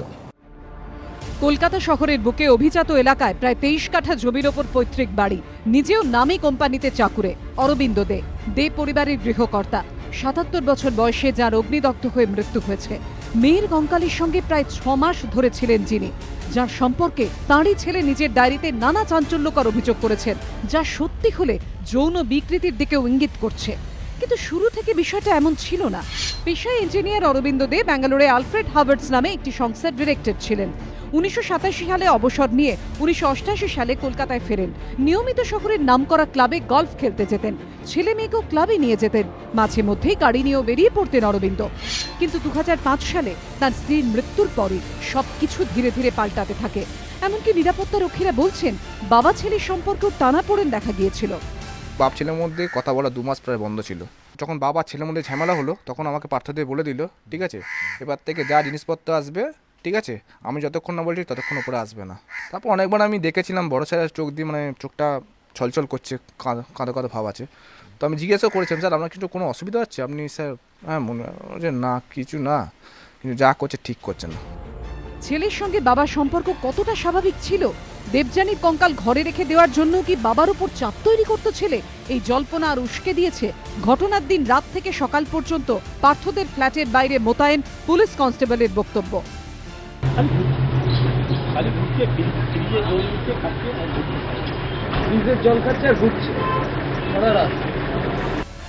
দেবাড়ির প্রাক্তন নিরাপত্তা রক্ষীর চোখেও পার্থর অস্বাভাবিকত্ব ধরা পড়েছে। মেন্টালি প্রবলেম, ঠিক আছে, যেমন কোনো জিনিস আমাকে দিচ্ছে গেটের বাইরে থেকে, তো বলছে আমার মুখের দিকে তাকিয়ে জিনিসগুলো নাও, ঠিক আছে আমার দিকে তাকাও সবসময়। নিজেই ভুলটা করছে, ভুলে আবার সঙ্গে সঙ্গে নিয়ে ভুলটা স্বীকার করছে না, ওটা বলছে তুমি কেন ওটা করেছো। শুরু থেকে ভালো থাকলেও দে পরিবারের পরিণতিটা কিন্তু নির্মম। ময়ূক ঠাকুর চক্রবর্তী, অর্ণব মুখোপাধ্যায় রিপোর্ট, এবিপি আনন্দ। অনুতমা, বাবা যখন পুড়ে মৃত্যু যন্ত্রণায় চিৎকার করছেন, ছটফট করছেন, তখন জল খাচ্ছেন। এটা খুব ইন্টারেস্টিং সুমন। আমার জাস্ট শুনতে শুনতে মনে হচ্ছিল যে এটা ঠিক যেন একটা অদ্ভুত কম্পেনসেটরি অ্যাক্টিভিটি, যে বাবা দগ্ধ হচ্ছেন, আমি নিজেকে ঠান্ডা করছি। মানে কোথাও এর মধ্যে দিয়েও কিন্তু বাবার সাথে একটা সংলাপ এবং একটা দ্বন্দ্বের সংলাপ, সেই সংলাপটা কিন্তু একটা খুব সুন্দর সুস্থ সংলাপ নয়। আরেকটা জায়গা যেটা আমার অভিজিৎ দার কথা শুনতে শুনতে মনে হচ্ছিল, যে যেটা আমাদের অনেকেরই মনে আসছে, যেটা ভায়োলেন্সের জায়গা থাকতে পারে, এবং এই ধরনের ব্যক্তিত্বের ক্ষেত্রে কিন্তু যেখানে এত প্রবলভাবে তার নিজস্ব কল্পিত জগৎ রয়েছে, ভায়োলেন্সের সম্ভাবনা একেবারেই উড়িয়ে দেওয়া যায় না। পাশাপাশি আমি বলবো এই ভায়োলেন্সের সঙ্গেও কিন্তু তার যে নানান স্পিরিচুয়াল অ্যাক্টিভিটিস, তার একটা সম্পর্ক থাকতে পারে। অনেক সময় যেটা হয়, আমি যেহেতু বোধ করছি যে আমার কাউকে অ্যাগ্রেস করার দরকার, সেখান থেকে আমার মধ্যে কোথাও কিছু গিল্ট তৈরি হতে পারে, যেটাকে আমি আনডু করব কিছু ধরনের অন্যান্য রিচুয়ালসের মধ্যে নিজেকে ইনভলভ করে।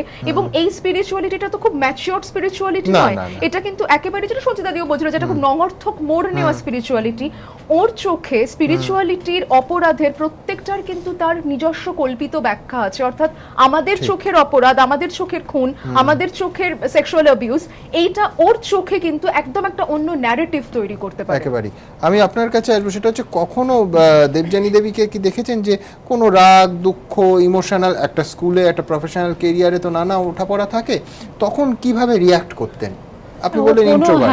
হ্যাঁ ইন্ট্রোভার্ট, বাট ও কখনো কোনো বিষয়ে যদি হার্ট হতো, লাইক কলিগদের সঙ্গে হয় কনভারসেশনে হয়তো কখনো, কিন্তু ওটা ও কারোর সঙ্গে শেয়ার করতো না। কিন্তু ওকে দেখেছি আমি, নোট করতো, মানে কোনো ব্যাপারে কোনো কিছু মানে whenever she feels bad, ও নোট লিখতো। আচ্ছা, ছোট ছোট মানে এই ধরনের লেখার হ্যাবিটটা মানে আমি আগেও দেখেছি। আচ্ছা, নোট লেখার হ্যাবিটটা ওর আগেও ছিল, কিন্তু সেটা শেয়ার করতো না। আমি সঞ্চিতার কাছে অন্য স্টুডিওতে যাব, আপনার কাছে আমি এই ডায়েরির কিছু অংশ যদি পড়ে শোনাই, প্রত্যেকটা আমি বলবো প্যারাগ্রাফে বেশ কিছু বাক্যে একটা শব্দ এসেছে, সেটা হচ্ছে powerful. My sister now is becoming very attractive, she is becoming powerful, she is becoming independent. আর একটা জায়গায় লিখছেন মাই নেক্সট ডোর নেবার ওয়াজ পাওয়ারফুল। মানে আমি বলছি যে প্রত্যেকটা বাক্যে, একটা জায়গায় মা সম্পর্কে লিখছেন my mother had a very powerful will.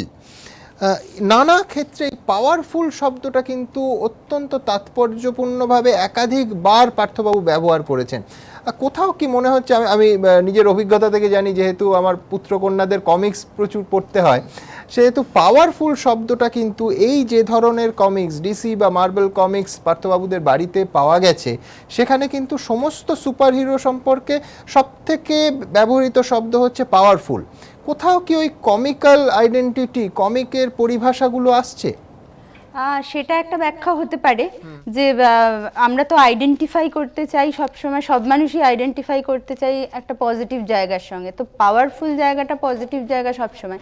কিংবা এখানে আরেকটা জায়গাও আরেকটা দিকও আসতে পারে যে নিজেকে কোথাও আমি পাওয়ারলেস বোধ করছি, কোথাও একটা আমি অক্ষম মনে করছি নিজেকে, একদমই, এবং নিজের এই অক্ষমতাটাকে আমি অ্যাসোসিয়েট করছি যে অন্য লোকেরা আমার থেকে বেটার, অন্য লোকেরা আরো বেশি সক্ষম, যে কারণে এই পাওয়ার কনসেপ্টটা বারবার লেখার মধ্যে চলে আসছে। কোথাও একটা এই যে অবসাদের জায়গাটা ওনার মধ্যে আর রয়েছে, সেই অবসাদে কিন্তু মানুষের অবসাদের একটা বেসিক ফিচার হলো যে মানুষ নিজেকে ক্রমশ জগতের তুলনায় ক্রমশ হীনমন্যতায় ভুগতে থাকে এবং আমি কম, আমার জিনিসগুলো নেই, এই জিনিসগুলো কিন্তু আমরা দেখতে পাই কন্টিনিউয়াসলি।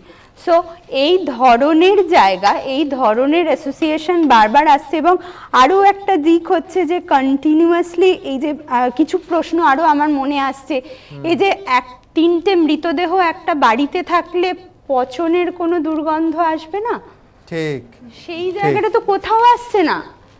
যতই আমি সেলোটেপ দিয়ে আটকাই, এই প্রশ্ন এবং আপনার যুক্তির পেছনে একাধিক যুক্তি দেখা গেছে, তার কারণ এটা অত্যন্ত অস্বাভাবিক এবং যথার্থ পয়েন্ট আপনি ধরেছেন। দ্রুত একবার দেখব যে এইখানেই কিন্তু সবথেকে বড় খটকাটা, গন্ধ পাওয়া গেল না কেন এতগুলো মৃতদেহের পচনে। দেখুন, 6 মাস ধরে 3টি দেহ পচতে পচতে তা পরিণত হয়েছিল কঙ্কালে, অথচ আশপাশের বাড়ির বাসিন্দারা তা টেরও পাননি। এমনকি মাসখানেক আগে পার্থর জন্মদিনের অনুষ্ঠানে বাড়িতে আসা অতিথিরাও এ বিষয়ে কিচ্ছু আঁচ করতে পারেননি। কিন্তু কিভাবে এটা সম্ভব হলো, তার কিছুটা আঁচ মিলেছে রবিনসন স্ট্রিটে দে বাড়ির নিরাপত্তারক্ষী তপন রায়ের কথায়। তার দাবি, বুধবার বিকেলেই তাকে 1 বস্তা আতর আর রুম ফ্রেশনারের বোতল ফেলে দিয়ে আসতে বলেন পার্থ দে। একটা ফ্ল্যাটে এত আতর ও রুম ফ্রেশনার কি কাজে লাগতে পারে তা অবশ্য তখন আঁচ করতে পারেননি ওই নিরাপত্তারক্ষী। কিন্তু সেদিন রাতেই বাড়ি থেকে উদ্ধার হয় 3টি কঙ্কাল। তবে বর্তমান নিরাপত্তারক্ষী কিছু টের না পেলেও দেবাড়ির প্রাক্তন নিরাপত্তারক্ষী অঞ্জন সোম কিন্তু আগেই ফ্ল্যাটের ভিতর থেকে পচা গন্ধ পেয়েছিলেন। গন্ধ পেতাম অনেক আগে থেকে, গন্ধগুলো পেতাম আমি। তখন আমরা ডাইরেক্ট বলতে পারি না যে আপনার বাড়িতে কী মরেছে নাকি, হ্যাঁ, তো আমাদের কিছু বলতেও না। তো ওনাদের পাশে যে কাকা আছে, ঠিক আছে, কাকাকে আমরা বলেছিলাম, ওনারাও বলছে আমরাও তো গন্ধ পাচ্ছি মাঝে মাঝে, আমাদের পাশে জানা থেকে আসে গন্ধ। তবে দে পরিবারের ফ্ল্যাটের ওপর বা নিচতলায় যে 2টি পরিবার ভাড়া থাকতো তারা 9 মাসে 6 মাসে এখানে আসতো। আর এই বাড়ির সঙ্গে পাশের বাড়ির দূরত্ব প্রায় 20 ফুট। পুলিশের অনুমান সম্ভবত সেই কারণেই অন্য কারো নাকে এই গন্ধ যায়নি। কিন্তু পচা মানব শরীরের তীব্র গন্ধ কি এত সহজে চেপে রাখা সম্ভব? চিকিৎসকদের মতে সেটা নির্ভর করছে দেহ কিভাবে রয়েছে তার উপর। ফরমালিন ইউজ করলে গন্ধটা অনেক কমে যেত, কিন্তু এক্ষেত্রে মাসেল টিস্যু, সফট টিস্যু এগুলো সব থাকতো। বিদেশের যে মাছ টাছ প্রিপারেশন আমরা খাই, বিদেশি মাছের প্রিপারেশন, কৌটো খোলার পরে কিন্তু খুব তাড়াতাড়ি পচন হয়, কিন্তু তার আগে পচন হয় না। তা সেই রকম এখানে ওইরকমভাবে প্রিজার্ভড হয়ে গেছিলো, যেহেতু বাইরের কোনো এয়ার ঢুকছে না বা বাইরের অ্যাটমসফিয়ারের যে বীজাণুগুলো, ব্যাকটেরিয়াগুলো, সেগুলো অ্যাক্ট করতে পারছে না বলে ওই ধরনের দুর্গন্ধটা বেরোয়নি এখানে। বৃহস্পতিবার রবিনসন স্ট্রিটের বাড়িতে তল্লাশি চালাতে গিয়েও পুলিশ দেখে যে ঘরে কঙ্কাল রাখা সেখানে এসি চলছে, সেলোটেপ দিয়ে হাওয়া আসা যাওয়ার পথ আটকানো, ঘরের জানলায় এমন মোটা কাপড় লাগানো যা পেরিয়ে হাওয়া আসা সম্ভব নয়। পুলিশের অনুমান পচা গন্ধ ঢাকতেই এই ব্যবস্থা করেছিলেন পার্থ, যদিও তাতে শেষ রক্ষা হলো না। অর্ণব মুখোপাধ্যায় ও নিমাই পান্ডা, এবিপি আনন্দ, কলকাতা। কোনো সন্দেহ নেই যে দেবযানী দে কিংবা পার্থ দের জীবনে 2005 থেকে 7-এর মধ্যে কোথাও একটা পরিবর্তন হয়েছিল। তার কারণ তারা যে সুস্থ স্বাভাবিক জীবনযাপন করতেন এবং চাকুরি করতেন যথেষ্ট দায়িত্বের সঙ্গে, যথেষ্ট নামজাদা সংস্থায়, হঠাৎ সেই পর্বে একটা ছেদ আসে। দেখুন, পড়াশোনায় অত্যন্ত মেধাবী, বিদেশের প্রথম সারির প্রতিষ্ঠান থেকে পেয়েছেন সার্টিফিকেট, তারপর নামি স্কুলে চাকরি। আপাত দৃষ্টিতে এই ছকছকে বায়োডাটা দেখলে হতাশায় ডুবে যাওয়ার কোনো কারণই খুঁজে পাওয়া যায় না। কিন্তু এহেন দেবযানী দেই কেন হঠাৎ করে কুকুরের মৃত্যুতে স্রেফ উপোস করে মারা যাবেন, এটা বিশ্বাস করতে পারছেন না অনেকেই, বিশেষ করে যাঁরা তাকে দীর্ঘদিন খুব কাছ থেকে দেখেছেন। 1968 সালে 13 সেপ্টেম্বর কলকাতাতেই জন্ম দেবযানীর। ব্যাঙ্গালোরের স্কুল থেকে আইসিএসসি ও আইএসসি পাশ করে পদার্থবিদ্যা নিয়ে পড়াশোনার জন্য ভর্তি হন কলকাতার লেডি ব্রেবন কলেজে। তারপর রাজাবাজার সায়েন্স কলেজ থেকে রেডিও ফিজিক্সে বিটেক। এহেন মেধাবী দেবযানীর গানের প্রতি বরাবরই ঝোঁক ছিল, তাই বিটেক করার পর লন্ডনের রয়্যাল স্কুল অফ মিউজিক থেকে পিয়ানো বাদক হিসেবে সার্টিফিকেট পান দেবযানী। পিয়ানো বাজতো পিয়ানো বাজতে কতদিন আগে? তখন ওর বোন বেঁচে ছিল তখন। তখন মানে পিয়ানো বাজাতেন, তখন শোনা যেত। সঙ্গীতকে নিজের পেশা হিসেবেও বেছে নিয়েছিলেন দেবযানী। প্রথমে ক্যালকাটা গার্লসে মিউজিক টিচার হিসেবে যোগ দেন তিনি। স্কুলের তৎকালীন অধ্যক্ষের দাবি, দেবযানীর আধ্যাত্মিকতার আশ্রয় নেওয়ার শুরুও তখন থেকেই। ভীষণ স্পিরিচুয়াল ছিল, without being particularly religious, just ভগবান ঈশ্বর একটা মানে যেন সে মানে রামকৃষ্ণ মিশনেও যেতেন, বেলুড় মঠেও যেতেন, চার্চেও যেতেন। As per school record, Debjani De আমাদের ক্যালকাটা গার্লস হাই স্কুলে 1999 ফেব্রুয়ারিতে জয়েন করেছিল অ্যাজ মিউজিক টিচার, আর রিজাইন করে 2004 ফেব্রুয়ারি। রেজিগনেশনের আমি অফিসে যা ইনফরমেশন পেলাম যে কোনো পার্সোনাল রিজনসে রিজাইন করেছে, কোনো রিজনস অ্যাজ সাচ দেয়নি। এমনিতে মিশুকের স্বভাবের হলেও কোথাও যেন দেবযানী ছিলেন রহস্যে মোড়া। স্কুলে অনেকেই জানতেন না দেবযানীর কোনো দাদা আছে। বাবা আসতো লাস্ট ওনার পিএফ ক্লিয়ারেন্সের জন্য, বাবা আসতো সব মানে সইটাই করার জন্য এগুলো, তখন একদম বাবা আসতো, দাদাকে না কোনোদিন আসতো না। আমরা তো পরে শুনলাম যে ওনার একটা দাদাও আছে।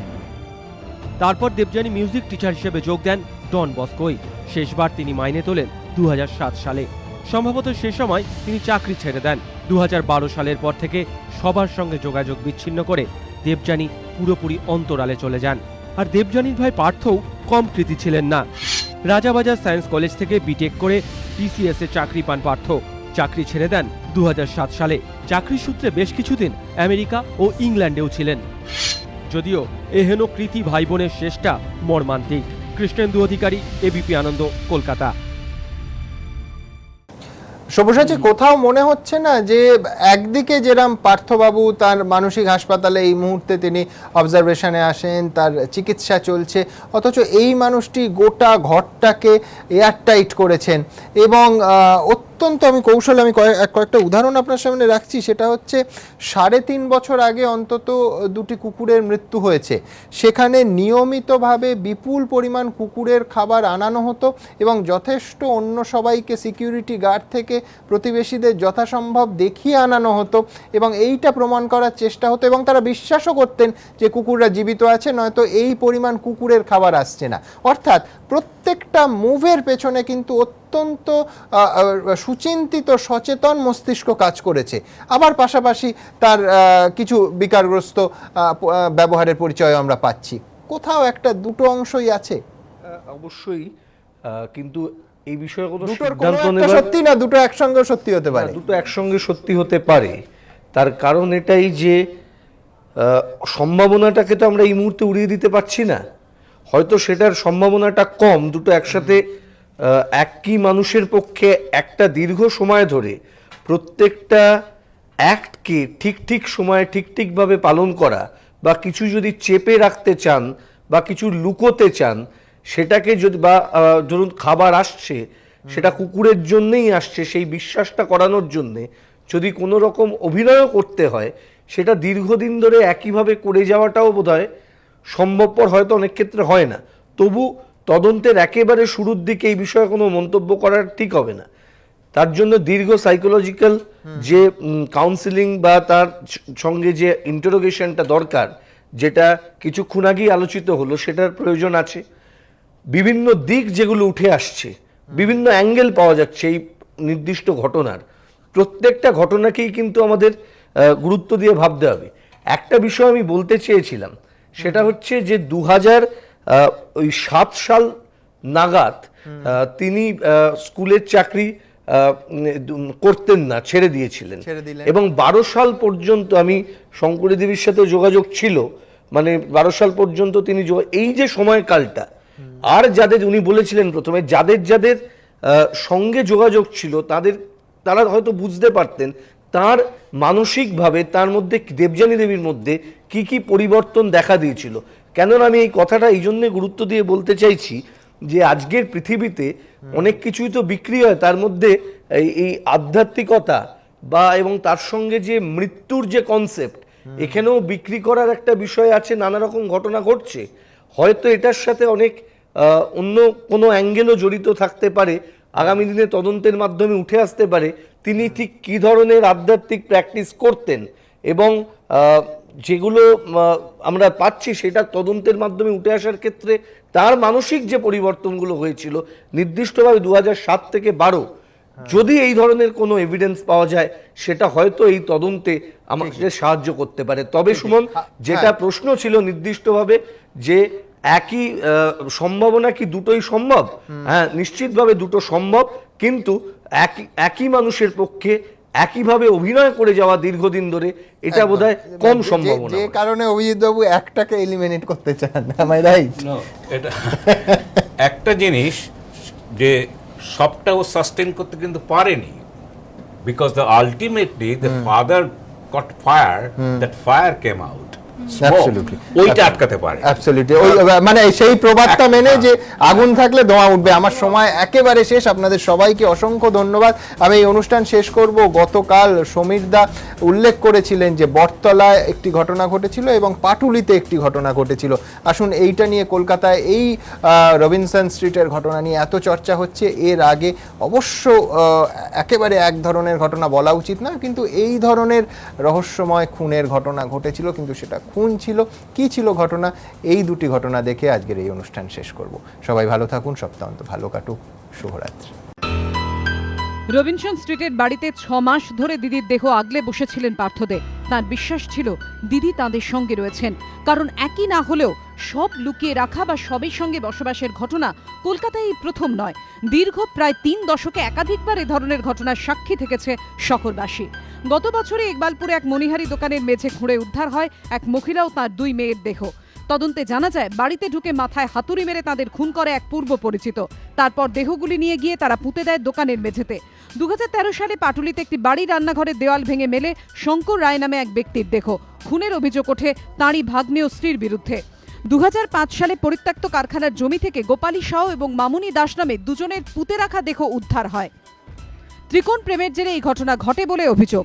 1994 সালে খাস কলকাতার বিডন স্ট্রিটে নিজের দাদাকে খুন করে শোয়ার ঘরের দেওয়ালে গেঁথে রাখার অভিযোগ উঠেছিল এক কনস্টেবলের বিরুদ্ধে।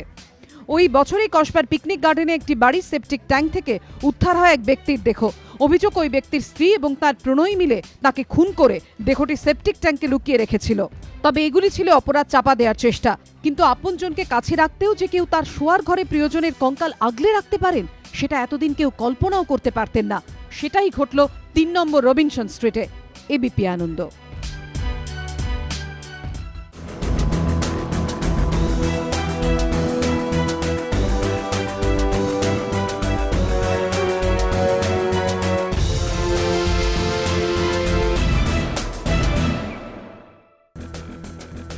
Powered by Subhash Bose Institute of Hotel Management, সফল ক্যারিয়ারের সেরা ঠিকানা। সহযোগী নিবেদক captain 600 EQR, stronger, safer, super safer. NHIT polytechnic college Durgapur, pioneer in diploma engineering education. এবং গ্ল্যামার ওয়ার্ল্ড আয়ুর্বেদিকের গ্লো ফ্যান ময়শ্চারাইজার, নীল তাই উজ্জ্বল মুসলিম ত্বক।